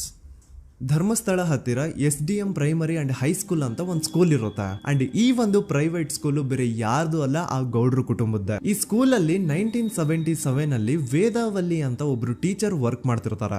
ವೇದಾವಲ್ಲಿ ಆ ಟೀಚರ್ ಜಾಬ್ಗೆ ತುಂಬಾನೇ ಓವರ್ ಕ್ವಾಲಿಫೈಡ್. ಅವರ ಕ್ವಾಲಿಫಿಕೇಶನ್ಸ್ ನ ಗಮನದಲ್ಲಿ ಇಟ್ಕೊಂಡ್ರೆ ಅವ್ರಿಗೆ HM ಅಥವಾ ಪ್ರಿನ್ಸಿಪಲ್ ನ ಪೋಸ್ಟ್ ಸಿಗ್ಬೇಕು. ಆದ್ರೂ ಸಹ ವೇದಾವಲ್ಲಿ ಆಸ್ ಎ ಟೀಚರ್ ಆಗಿನೇ ಕೆಲಸ ಮಾಡ್ಕೊಂಡು ಹೋಗ್ತಿರ್ತಾರ. ಒಮ್ಮೆ ಏನಾಗುತ್ತೆ, ಸ್ಕೂಲ್ ಅಲ್ಲಿ ಪ್ರಿನ್ಸಿಪಲ್ ನ ಪೋಸ್ಟ್ ಖಾಲಿ ಆಗುತ್ತೆ ಅಂಡ್ ಆ ಒಂದು ಪೋಸ್ಟ್ ಗೆ ಎಲ್ರು ಏನ್ ಅನ್ಕೊಳ್ತಾರೆ, ವೇದಾವಲ್ಲಿನೇ ಸೆಲೆಕ್ಟ್ ಮಾಡೋದು ಅಂತ. ಆದ್ರೆ ವೇದಾವಲ್ಲಿಯ ಕ್ಯಾಸ್ಟ್ ಬೇರೆ ಇದೆ ಅನ್ನೋ ಒಂದೇ ಒಂದು ಕಾರಣಕ್ಕೆ ಆ ಪ್ರಿನ್ಸಿಪಲ್ ನ ಪೋಸ್ಟ್ ವೇದಾವಲ್ಲಿಗೆ ಸಿಗದೆ ಬೇರೆ ಯಾರನ್ನೋ ತಂದು ಕೂರಿಸ್ಬಿಟ್ಟಿರ್ತಾರ. ಇದ್ರಿಂದ ಟೀಚರ್ ವೇದಾವಲ್ಲಿಗೆ ತುಂಬಾ ಕೋಪ ಬಂದು ಅವ್ರ ಸ್ಕೂಲ್ ಮುಂದೆ ಪ್ರೊಟೆಸ್ಟ್ ಮಾಡೋದ್ ಸ್ಟಾರ್ಟ್ ಮಾಡ್ತಾರ. ಅಂಡ್ ಈ ವಿಷಯ ಸ್ಕೂಲ್ ನ ಓನರ್ಸ್ ಗೆ ಇಷ್ಟ ಆಗಲ್ಲ. ಸೊ ಅವರು ಆ ಕೋಪನ ಹಾಗೆ ಮನ್ಸಲ್ಲಿ ಇಟ್ಕೊಂಡಿರ್ತಾರ. ಒಮ್ಮೆ ಏನಾಗುತ್ತೆ, ಸ್ಕೂಲ್ ರಜೆ ಇರುತ್ತೆ, ವೇದಾವಲ್ಲಿ ಮನೇಲಿ ಇರ್ತಾರ ಅಂಡ್ ಅವ್ರ ಹಸ್ಬೆಂಡ್ ಡಾಕ್ಟರ್ ಅರಳೆ ಅವ್ರಿಗೆ ಯಾವ್ದೋ ಬೇರೆ ಊರಲ್ಲಿ ಒಂದು ಕಾಲೇಜ್ ಅಲ್ಲಿ ಸೆಮಿನಾರ್ ಏನೋ ಇರುತ್ತೆ. ಸೊ ಅವರು ಅಲ್ಲಿಗೆ ಹೋಗಿರ್ತಾರೆ. ಈಗ ಮನೇಲಿ ಇರೋದು ವೇದಾವಲ್ಲಿ ಒಂದೇ. ಇದೇ ಒಂದು ಅವಕಾಶನ ನೋಡ್ಕೊಂಡು ಯಾರೋ ವೇದಾವಲ್ಲಿ ಅವ್ರ ಮನೆಗೆ ನುಗ್ಗಿ ವೇದಾವಲ್ಲಿಗೆ ಹೊಡೆದು ನಂತರ ಅವ್ರನ್ನ ಜೀವಂತವಾಗಿ ಸುಟ್ಬಿಡ್ತಾರ. ಸ್ವಲ್ಪ ಹೊತ್ತು ನಂತರ ರಾತ್ರಿ ಆಗ್ತಿದ್ದಂಗೆ ಡಾಕ್ಟರ್ ಅರಳೆ ಅವರು ಮನೆಗೆ ವಾಪಸ್ ಬರ್ತಾರೆ ಅಂಡ್ ಮನೆ ಒಳಗಡೆ ಬಂದ್ ನೋಡಿದ್ರೆ ವೇದಾವಲ್ಲಿ ಅವರು ಸತ್ ಹೋಗಿ ಅವರ ಬಾಡಿ ಸುಟ್ ಹೋಗಿ ನೆಲದ ಮೇಲೆ ಬಿದ್ದಿದೆ. ಹೆಂಡತಿನ ಕಳ್ಕೊಂಡಿರುವಂತಹ ದುಃಖನ ಸೈಡ್ಗೆ ಇಟ್ಟು ಡಾಕ್ಟರ್ ಅರಳೆ ಅವರು ಮೊದ್ಲು ಪೊಲೀಸ್ ಸ್ಟೇಷನ್ ಹೋಗ್ಬಿಟ್ಟು ನಮ್ ಮನೆಗೆ ನಾನು ಇಲ್ದೇ ಇರುವಂತಹ ಸಮಯನ ನೋಡ್ಕೊಂಡು ಯಾರೋ ಮನೆ ಒಳಗಡೆ ನುಗ್ಗಿ ನನ್ನ ಹೆಂಡತಿನ ಹೊಡೆದು ನಂತರ ಅವಳನ್ನ ತುಂಬಾ ಭೀಕರವಾಗಿ ಸಾಯಿಸಿದರೆ ಅಂತ ಪೊಲೀಸ್ ಅವ್ರಿಗೆ ರಿಪೋರ್ಟ್ ಕೊಡಕ್ ಹೋದ್ರೆ ಅಲ್ಲಿ ಪೊಲೀಸ್ ಅವರು ಉಲ್ಟಾ ಡಾಕ್ಟರ್ ಅರಳೆ ಮೇಲೆನೆ FIR ಬರ್ದು ನೀನೇ ನಿನ್ ಹೆಂಡತಿನ ಸಾಯಿಸಿದ್ಯಾ, ನಾಟಕ ಮಾಡಬೇಡ ಅಂತ ಅವ್ರನ್ನೇ ಅರೆಸ್ಟ್ ಮಾಡ್ಬಿಡ್ತಾರ. ನಂತರ 2-3 ವರ್ಷ ಜೈಲಲ್ಲೇ ಇದ್ದು ಡಾಕ್ಟರ್ ಅರಳೆ ಅವರು ತಮ್ಮ ಫ್ರೆಂಡ್ಸ್ ಅಂಡ್ ಫ್ಯಾಮಿಲಿ ಮೂಲಕ ಎವಿಡೆನ್ಸ್ ನೆಲ್ಲ ಕಲೆಕ್ಟ್ ಮಾಡಿಸಿ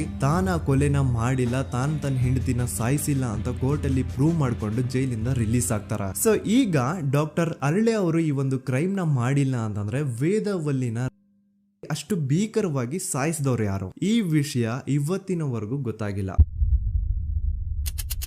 1986 ಅಲ್ಲಿ ನಡೆದಂತಹ ಪದ್ಮಲತಾ ಕೇಸ್. ಪದ್ಮಲತಾ ಅವ್ರ ತಂದೆ ಕಮ್ಯುನಿಸ್ಟ್ ಪಾರ್ಟಿನ ಲೀಡರ್ ಇರ್ತಾರೆ. ಅವ್ರ ರಿಯಲ್ ನೇಮ್ ಏನು ಅಂತ ನಮಗ್ ಗೊತ್ತಾಗಿಲ್ಲ, ಬಟ್ ಈ ವಿಡಿಯೋದಲ್ಲಿ ಅವ್ರ ಹೆಸರು ಲಕ್ಷ್ಮಣ್ ಅಂತ ಅನ್ಕೊಳ್ಳಿ. ಸೊ ಕಮ್ಯುನಿಸ್ಟ್ ಪಾರ್ಟಿನ ಲೀಡರ್ ಇರುವಂತಹ ಲಕ್ಷ್ಮಣ್ ಅವ್ರಿಗೆ ಊರಲ್ಲಿ ತುಂಬಾನೇ ಸಪೋರ್ಟ್ ಇರುತ್ತೆ. ಊರಿನ ಜನರ ಫೇವ್ರೇಟ್ ಇರ್ತಾರೆ ಇವರು. ಅಂಡ್ ಅದೇ ವರ್ಷ ಅಂದ್ರೆ 1986 ಅಲ್ಲಿ ಪಂಚಾಯತ್ ಎಲೆಕ್ಷನ್ ಬೇರೆ ಇರುತ್ತೆ ಅಂಡ್ ಎಲ್ರಿಗೂ ಗೊತ್ತಿತ್ತು ಲಕ್ಷ್ಮಣೆ ಗೆಲ್ಲೋದು ಅಂತ. ಆ ಪಂಚಾಯತ್ ಎಲೆಕ್ಷನ್ ಅಲ್ಲಿ ಲಕ್ಷ್ಮಣ್ ಆಪೋಸಿಟ್ ಗೌಡ್ರಿಗೆ ತುಂಬಾ ಬೇಕಾಗಿರೋರು ಒಬ್ರು ನಿಂತಿರ್ತಾರ ಅಂಡ್ ಅವ್ರಿಗೂ ಗೊತ್ತಿತ್ತು ಎಲೆಕ್ಷನ್ ಏನಾದ್ರು ಆದ್ರೆ ಲಕ್ಷ್ಮಣ ಎಲೆಕ್ಷನ್ ಅಲ್ಲಿ ಗೆಲ್ಲೋದು ಅಂತ. ಸೊ ಎಲ್ಲಿ ಸೋತೋಗ್ಬಿಡ್ತೀವೋ ಅನ್ನೋ ಭಯಕ್ಕೆ ಆ ಗೌಡ್ರು ಕಡೆ ಅವ್ರು ಏನ್ ಮಾಡ್ತಾರೆ, ಲಕ್ಷ್ಮಣ್ ಅಪ್ರೋಚ್ ಮಾಡಿ ಮುಚ್ಕೊಂಡು ಈ ಪಂಚಾಯತ್ ಎಲೆಕ್ಷನ್ ಅಲ್ಲಿ ನಿನ್ ನಾಮಿನೇಷನ್ ನ ಕ್ಯಾನ್ಸಲ್ ಮಾಡು ಅಂತ ವಾರ್ನಿಂಗ್ ಕೊಡ್ತಾರ. ಆದ್ರೆ ಲಕ್ಷ್ಮಣ್ ಅವರು ಅಂಜದೆ ನೀವ್ ಏನ್ ಮಾಡ್ತಿರೋ ಮಾಡ್ಕೊಳ್ರಿ, ಆದ್ರೆ ನಾನ್ ಮಾತ್ರ ನಾಮಿನೇಷನ್ ನ ಕ್ಯಾನ್ಸಲ್ ಮಾಡಲ್ಲ ಅಂತ ಆ ಗೌಡ್ರು ಕುಟುಂಬನ ಎದುರು ಹಾಕೋತಾರ. ದೆನ್ ಎಂತ ಕೋಇನ್ಸಿಡೆನ್ಸ್ ನೋಡಿ, ನೆಕ್ಸ್ಟ್ ಡೇನೆ ಲಕ್ಷ್ಮಣ್ ಅವ್ರ ಮಗಳು ಪದ್ಮಲತಾ ಕಿಡ್ನಾಪ್ ಆಗ್ತಾಳ. ಸುಮಾರು 56 ದಿನ ಅವಳನ್ನ ಯಾರೋ ಕಿಡ್ನಾಪ್ ಮಾಡ್ತಾರೆ ಅಂಡ್ ಆ 56 ದಿನ ಡೈಲಿ ಅವಳನ್ನ ಶೋಷಣೆ ಕೂಡ ಮಾಡ್ತಾರ. ನಂತರ 56 ದಿನ ಆದ್ಮೇಲೆ ಪದ್ಮಲತನ ಬಾಡಿ ನೇತ್ರಾವತಿ ನದಿಲಿ ತೇಲ್ತಾ ಸಿಗುತ್ತಾ. ಆಸ್ ಎಕ್ಸ್ಪೆಕ್ಟೆಡ್ ಈ ಕೇಸಲ್ಲೂ ಪೊಲೀಸ್ ಅವ್ರ ಕಡೆಯಿಂದ ಪ್ರಾಪರ್ ಇನ್ವೆಸ್ಟಿಗೇಷನ್ ಆಗಲ್ಲ ಅಂಡ್ ಯಾರ್ ಪದ್ಮಲತನ ಕಿಡ್ನಾಪ್ ಮಾಡಿದ್ರು, ಯಾರು ಅವಳನ್ನ 15 ದಿನವರೆಗೂ ಶೋಷಣೆ ಮಾಡಿ ನಂತರ ಅವಳನ್ನ ಅಷ್ಟು ಭೀಕರವಾಗಿ ಸಾಯಿಸಿದ್ರು ಅಂತ ಇವತ್ತಿನ ದಿನದವರೆಗೂ ಗೊತ್ತಾಗಿಲ್ಲ. ಮತ್ತೆ ನಮಗೆ ಗೊತ್ತಾದದು 22ಕ್ಕೆ ಸ್ಕೂಲ್ ಡೇ 56 ದಿನ ಕಳೆದು ಹೊಳೆಯಲ್ಲಿ ಏನೋ ಒಂದು ಕೇಳಿ ಪೊಲೀಸಿನರು ಬರುವಾಗ ಬಂದು ಹೇಳುವಾಗ ನಮಗೆ ಗೊತ್ತಾದ. ಅವರು ನನ್ನನ್ನು ಕರ್ಕೊಂಡೋಗಿ ಅಲ್ಲಿ ಹೋಗಿದೆ. ಇನ್ನೊಂದು ಲಾಸ್ಟ್ ಕೇಸ್ ಇದೆ, ಇದು ಅರ್ಲಿ 2000 ಅಲ್ಲಿ ನಡೆದಿರೋದು. ಇವ್ರದ್ದು ಅಷ್ಟಾಗಿ ಡೀಟೇಲ್ಸ್ ನಾನು ಹೇಳಲ್ಲ, ಜಸ್ಟ್ ಮೇಲ್ ಹೇಳ್ತೀನಿ. 2000 ಇಸ್ವಿಯಲ್ಲಿ ಧರ್ಮಸ್ಥಳದಲ್ಲಿ 2 ಫಿನಾನ್ಸ್ ಬ್ಯಾಂಕ್ ಇರ್ತಾವೆ. ಒಂದು ಅಗೇನ್ ರಿಯಲ್ ನೇಮ್ ತಗೊಳ್ಳೋದು ಬೇಡ, ಲೈಕ್ ಜಸ್ಟ್ ಸಹಕಾರ ಗ್ರಾಮೀಣ ಬ್ಯಾಂಕ್ ಅನ್ಕೊಳ್ಳಿ. ಅಂಡ್ ಇನ್ನೊಂದು ಬಂದ್ಬಿಟ್ಟು SDM ಫೈನಾನ್ಸ್ ಪ್ರೈವೇಟ್ ಲಿಮಿಟೆಡ್. ಈ SDM ಫೈನಾನ್ಸ್ ಪ್ರೈವೇಟ್ ಲಿಮಿಟೆಡ್ ಬಂದು ಗೌಡ್ರು ಕುಟುಂಬ ಅವ್ರಿಗೆ ಸೇರಿದ್ದು. ಆ ಕಡೆ ಇವ್ರ ಆಪೋಸಿಟ್ ಏನದು ಗ್ರಾಮೀಣ ಬ್ಯಾಂಕ್ ಇತ್ತು, ಅದರಲ್ಲಿ ಒಬ್ಬ ಮ್ಯಾನೇಜರು ಬಡವ್ರಿಗೆ ಸಹಾಯ ಆಗ್ಲಿ ರೈತರಿಗೆ ಸಹಾಯ ಆಗ್ಲಿ ಅಂತ ತುಂಬಾ ಕಡಿಮೆ ಬಡ್ಡಿಗೆ ಲೋನ್ ಕೊಡ್ತಿರ್ತಾನೆ. ಇದರಿಂದಾಗಿ ಧರ್ಮಸ್ಥಳದಲ್ಲಿ ಆಲ್ಮೋಸ್ಟ್ ಎಲ್ಲಾ ಕಸ್ಟಮರ್ಸ್ ಆ ಗ್ರಾಮೀಣ ಬ್ಯಾಂಕ್ ಕಡೆಗೆ ಹೋಗ್ತಿರ್ತಾರೆ. SDM ಫೈನಾನ್ಸ್ ಪ್ರೈವೇಟ್ ಲಿಮಿಟೆಡ್ ಕಡೆಗೆ ಯಾರು ಬರ್ತಿರಲ್ಲ. ಇದರಿಂದ ಗೌಡ್ರಿಗೆ ಲಾಸ್ ಆಗ್ತಿರುತ್ತ. ಸೊ ಅವ್ರೇನ್ ಮಾಡ್ತಾರೆ, ಆ ಗ್ರಾಮೀಣ ಬ್ಯಾಂಕ್ ನ ಮ್ಯಾನೇಜರ್ ಏನಿದ್ನೋ ಅವನ್ಗೆ ಒಂದು ಸ್ವೀಟ್ ವಾರ್ನಿಂಗ್ ಕೊಡ್ತಾರ. ಮುಚ್ಕೊಂಡು ಇನ್ಮೇಲೆ ಇಂದ ನಿನ್ ಲೋನ್ಸ್ ಕೊಡೋದನ್ನ ನಿಲ್ಸ್ಬಿಡು. ಇನ್ ಕೇಸ್ ಲೋನ್ ಕೊಟ್ರು ನಾವ್ ಯಾವ ಇಂಟ್ರೆಸ್ಟ್ ರೇಟ್ ಗೆ ಲೋನ್ ನ ಕೊಡ್ತಾ ಇದೀವೋ ಅದೇ ರೇಟ್ ಗೆ ನೀನು ಕೊಡುವ ಅಂತ ಫೋರ್ಸ್ ಮಾಡ್ತಾರ. ಆದ್ರೆ ಆ ಗ್ರಾಮೀಣ ಬ್ಯಾಂಕ್ ನ ಮ್ಯಾನೇಜರ್ ಇದ್ಯಾವುದನ್ನು ಕಿವಿಗೆ ಹಾಕೊಳ್ಳಾರ್ದೆ ಅವನ್ ಕೆಲಸ ಅವ್ನ್ ಮಾಡ್ಕೊಂಡು ಹೋಗ್ತಾನ. ದೆನ್ ಸಡನ್ಲಿ ಒಂದು ದಿನ ಬ್ಯಾಂಕ್ ಮ್ಯಾನೇಜರ್ ನ ಹೆಂಡತಿನ ಮನೆ ಒಳಗಡೆನೆ ನುಗ್ಗಿ ಯಾರು ಮಾಡಿ ತುಂಬಾ ಭೀಕರವಾಗಿ ಸಾಯಿಸ್ಬಿಡ್ತಾರ. ಇದರ ರಿಗಾರ್ಡಿಂಗ್ ಆ ಬ್ಯಾಂಕ್ ಮ್ಯಾನೇಜರ್ ಪೊಲೀಸ್ ಸ್ಟೇಷನ್ ಅಲ್ಲಿ ಕಂಪ್ಲೇಂಟ್ ಕೊಡಕ್ ಹೋದ್ರೆ ಪೊಲೀಸ್ ಅವರು ಉಲ್ಟಾ ಆ ಬ್ಯಾಂಕ್ ಮ್ಯಾನೇಜರ್ ಹೆಸರಲ್ಲೇ FIR ಬರ್ದು ನೀನೇ ನಿನ್ ಹೆಂಡತಿನ ಸಾಯಿಸಿದ್ಯಾ ಅಂತ ಅವನ್ನೇ ಅರೆಸ್ಟ್ ಮಾಡ್ಬಿಡ್ತಾರ. ನಂತರ 1-2-3 ವರ್ಷ ಆ ಬ್ಯಾಂಕ್ ಮ್ಯಾನೇಜರ್ ಜೈಲಲ್ಲಿ ಇರ್ತಾನೆ. ಅದಾದ್ಮೇಲೆ ಅವನ ಕ್ರೈಮ್ ನ ಮಾಡಿಲ್ಲ ಅಂತ ಕೋರ್ಟ್ ಅಲ್ಲಿ ಪ್ರೂವ್ ಆಗುತ್ತೆ. ಆದ್ರೆ ರಿಯಲ್ ಕ್ರೈಮ್ ಮಾಡಿದವರು ಯಾರು ಅಂತ still it's A question mark. And ಇನ್ನೊಂದು ನಾರಾಯಣ ಅಂಡ್ ಯಮುನಾ ಕೇಸ್ ಬಗ್ಗೆ ಅಂತೂ ನಾನು ಆಗ್ಲೇ ನಿಮ್ಗೆ ಎಕ್ಸ್ಪ್ಲೇನ್ ಮಾಡಿದೆ. ಸೊ ಎಂತ ಕೋಇನ್ಸಿಡೆಂಟ್ಸ್ ಗಳು ನೋಡಿ, ಯಾರೆಲ್ಲ ಆ ಧರ್ಮಸ್ಥಳದಲ್ಲಿ ಗೌಡ್ರು ಕುಟುಂಬನ ಎದುರಾಕೊಂಡಿದಾರೋ ಅವ್ರ ಜೀವನದಲ್ಲಿ ಏನೋ ಒಂದು ತುಂಬಾ ದೊಡ್ಡ ದುರಂತ ನಡೆದು ಹೋಗುತ್ತಾ. ಅಂಡ್ ಸರ್ಪ್ರೈಸಿಂಗ್ಲಿ ಅವ್ರ ಕೇಸಲ್ಲಿ ಪೊಲೀಸ್ ಅವ್ರ ಕಡೆಯಿಂದ ಪ್ರಾಪರ್ ಇನ್ವೆಸ್ಟಿಗೇಷನ್ ಆಗಲ್ಲ. ಅಂಡ್ ಯಾರ ಕ್ರೈಮ್ ನ ಮಾಡಿದ್ರು ಅಂತ ಯಾವತ್ತೂ ಹೊರಗೆ ಬರೋದೇ ಇಲ್ಲ. ಸೊ ಈ ಗೌಡ್ರು ಕುಟುಂಬದವರು ಧರ್ಮಸ್ಥಳದಲ್ಲಿ ಬೇಜನ್ ಕರ್ಮಕಾಂಡಗಳನ್ನ ಮಾಡಿದ್ದಾರೆ. ಅಂಡ್ ಅವ್ರ ಪವರ್ ಅಂಡ್ ಅವ್ರಿಗಿರುವಂತಹ ಇನ್ಫ್ಲೂಯೆನ್ಸ್ ಇಂದ ಆ ಎಲ್ಲಾ ಕೇಸ್ ನ ಮುಚ್ಚಾಕಿದ್ದಾರೆ ಅಂತ ಮಹೇಶ್ ಹಾಗೂ ಗಿರೀಶ್ ಮುಟ್ಟಣ್ಣನವರ ಹೇಳಿಕೆ ಆಗಿದೆ. ಸೊ ಗೌಡ್ರು ಫ್ಯಾಮಿಲಿನ ಟ್ರ್ಯಾಕ್ ರೆಕಾರ್ಡ್ ನೋಡಿದ್ರೆ ಧರ್ಮಸ್ಥಳದಲ್ಲಿ ಒಂದು ಹುಡುಗಿನ ರೇಪ್ ಅಂಡ್ ಮರ್ಡರ್ ಮಾಡಿ ದೆನ್ ಪೊಲೀಸ್ ಅವ್ರಿಗೆ ಲಂಚ ಕೊಟ್ಟು ಇನ್ವೆಸ್ಟಿಗೇಷನ್ ನ ಮಿಸ್ಲೀಡ್ ಮಾಡೋಷ್ಟು ಪವರ್ ಇನ್ಫ್ಲೂಯೆನ್ಸ್ ಈ ಗೌಡ್ರು ಕುಟುಂಬಕ್ಕೆ ಮಾತ್ರ ಇರೋದು. ಈಗ ಸಂತೋಷ್ ರಾವ್ ಅಂತೂ ಸೌಜನ್ಯ ಕೇಸಲ್ಲಿ ಆರೋಪಿ ಅಲ್ಲ ಅಂತ ಪ್ರೂವ್ ಆಯ್ತು. ಹಾಗಿದ್ರೆ ರಿಯಲ್ ಆರೋಪಿ ಯಾರು? ನೆನಪು ಮಾಡ್ಕೊಳ್ಳಿ, 11 ಅಕ್ಟೋಬರ್ 2012 ಸಂಜೆ 5 ಗಂಟೆ ಹಾಗೆ ಬಾಹುಬಲಿ ಬೆಟ್ಟದಲ್ಲಿ ಸಂತೋಷ್ ರಾವ್ ತನ್ನ ಪಾಡಿಗೆ ತಾನು ಸೀನರೀಸ್ ನ ಎಂಜಾಯ್ ಮಾಡ್ಕೊಂಡು ಸುಮ್ನೆ ಕೂತಿರ್ಬೇಕಾದ್ರೆ ಅವನ ಹತ್ರ 5 ಜನ ಕಿಡಿಗೇಡಿಗಳು ಬಂದು ಜಗಳ ತೆಗಿತಾರ. ಆ 5 ಜನ ಕಿಡಿಗೇಡಿಗಳು ಯಾರು ಅಂತ ನಾನು ಇಲ್ಲಿವರೆಗೂ ನಿಮ್ಗೆ ಹೇಳಿಲ್ಲ. ಸೊ ಅವರು ಬೇರೆ ಯಾರು ಅಲ್ಲ, ಚಿಕ್ಕ ಗೌಡ್ರು ಮಗ ನಿಶಾಂತ್ ಜೈನ್ ನ ವೆರಿ ಕ್ಲೋಸ್ ಫ್ರೆಂಡ್ಸ್. ಅವ್ರು ದಣಿ ಮಾಡಿರುವಂತಹ ಕ್ರೈಮ್ ಅಲ್ಲಿ ಬೇರೆ ಯಾರಾದ್ರೂ ಸಿಗಿಸ್ಬೇಕಲ್ಲ ಅಂತ ಇವ್ರು ಬಕ್ರ ಹುಡುಕ್ತಾ ಇರ್ಬೇಕಾದ್ರೆ ಆಗ ಇವ್ರಿಗೆ ಸಿಗೋದೆ ಸಂತೋಷ್ ರಾವ್. ಅಗೇನ್ ಇನ್ನೊಂದು ಎಂತ ಕೋಇನ್ಸಿಡೆನ್ಸ್ ನೋಡಿ, ಸಂತೋಷ್ ರಾವ್ ಸೌಜನ್ಯ ಕೇಸಲ್ಲಿ ಅರೆಸ್ಟ್ ಆದ ನಂತರ ಚಿಕ್ಕ ಗೌಡ್ರು ಮಗ ನಿಶಾಂತ್ ಜೈನ್ ದೇಶನೇ ಬಿಟ್ಟು ಹೋಗ್ಬಿಡ್ತಾನೆ. ಈ ಕೇಸಲ್ಲಿ ಚಿಕ್ಕ ಗೌಡ್ರು ಮಗ ಇನ್ವಾಲ್ವ್ಮೆಂಟ್ ಇದೆ ಅಂತ ಯಾರಿಗೂ ಡೌಟೇ ಬರ್ತಾ ಇರ್ಲಿಲ್ಲ. ಡೌಟ್ ಯಾವಾಗ ಬಂತು ಅಂದ್ರೆ ಆ 5 ಜನ ಕಿಡಿಗೇಡಿಗಳು ಯಾರು ಸಂತೋಷ್ನ ಈ ಒಂದು ಕೇಸಲ್ಲಿ ಸಿಗಾಕ್ಸಿದ್ರು ಆ 5 ಜನರಲ್ಲಿ ಒಬ್ಬ ರವಿ ಪೂಜಾರಿ ಅಂತಾನು ಇರ್ತಾನೆ. ಅವನ್ಗೆ ತಾನು ತಪ್ಪು ಮಾಡಿದೀನಿ ಅಂತ ಗಿಲ್ಟ್ ಕಾಡುತ್ತೋ ಅಥವಾ ಬೇರೆ ಏನೋ ಗೊತ್ತಿಲ್ಲ. ಆದ್ರೆ ಅವನೇ ಸ್ವತಃ ಪೊಲೀಸ್ ಅವ್ರ ಹತ್ರ ಹೋಗ್ಬಿಟ್ಟು ಸೌಜನ್ಯ ಕೇಸಲ್ಲಿ ನಿಜವಾದ ಆರೋಪಿ ಸಂತೋಷ್ ಅಲ್ಲ ಕಂಡ್ರು, ಅವನ್ನ ಸುಮ್ನೆ ಸಿಗಾಕ್ಸಿರೋದಷ್ಟೇ.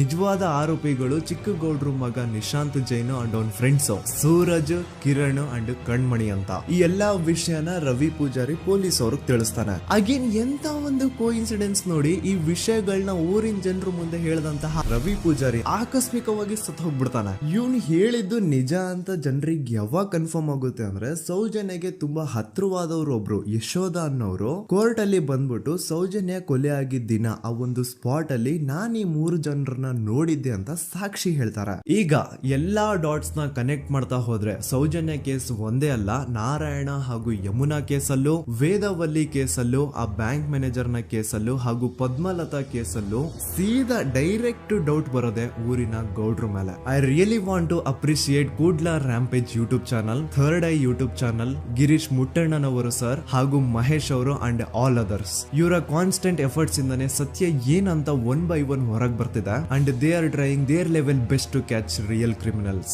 ಅಟ್ ಪ್ರೆಸೆಂಟ್ ಸೌಜನ್ಯ ಕೇಸ್ ಬಗ್ಗೆ ಅಪ್ಡೇಟ್ ಏನು ಅಂತಂದ್ರೆ ಹೈಕೋರ್ಟ್ ವರೆಗೂ ಈ ಒಂದು ಕೇಸ್ ಹೋಗಿದೆ. ಅಂಡ್ ಈ ಕೇಸ್ ಅಲ್ಲಿ ಈಗ ಇನ್ನೊಮ್ಮೆ ಮತ್ತೆ ಫ್ರೆಶ್ ಆಗಿ ರೀಇನ್ವೆಸ್ಟಿಗೇಷನ್ ಸ್ಟಾರ್ಟ್ ಆಗಬೇಕು ಅಂತ ಹೋರಾಟ ನಡೀತಿದೆ.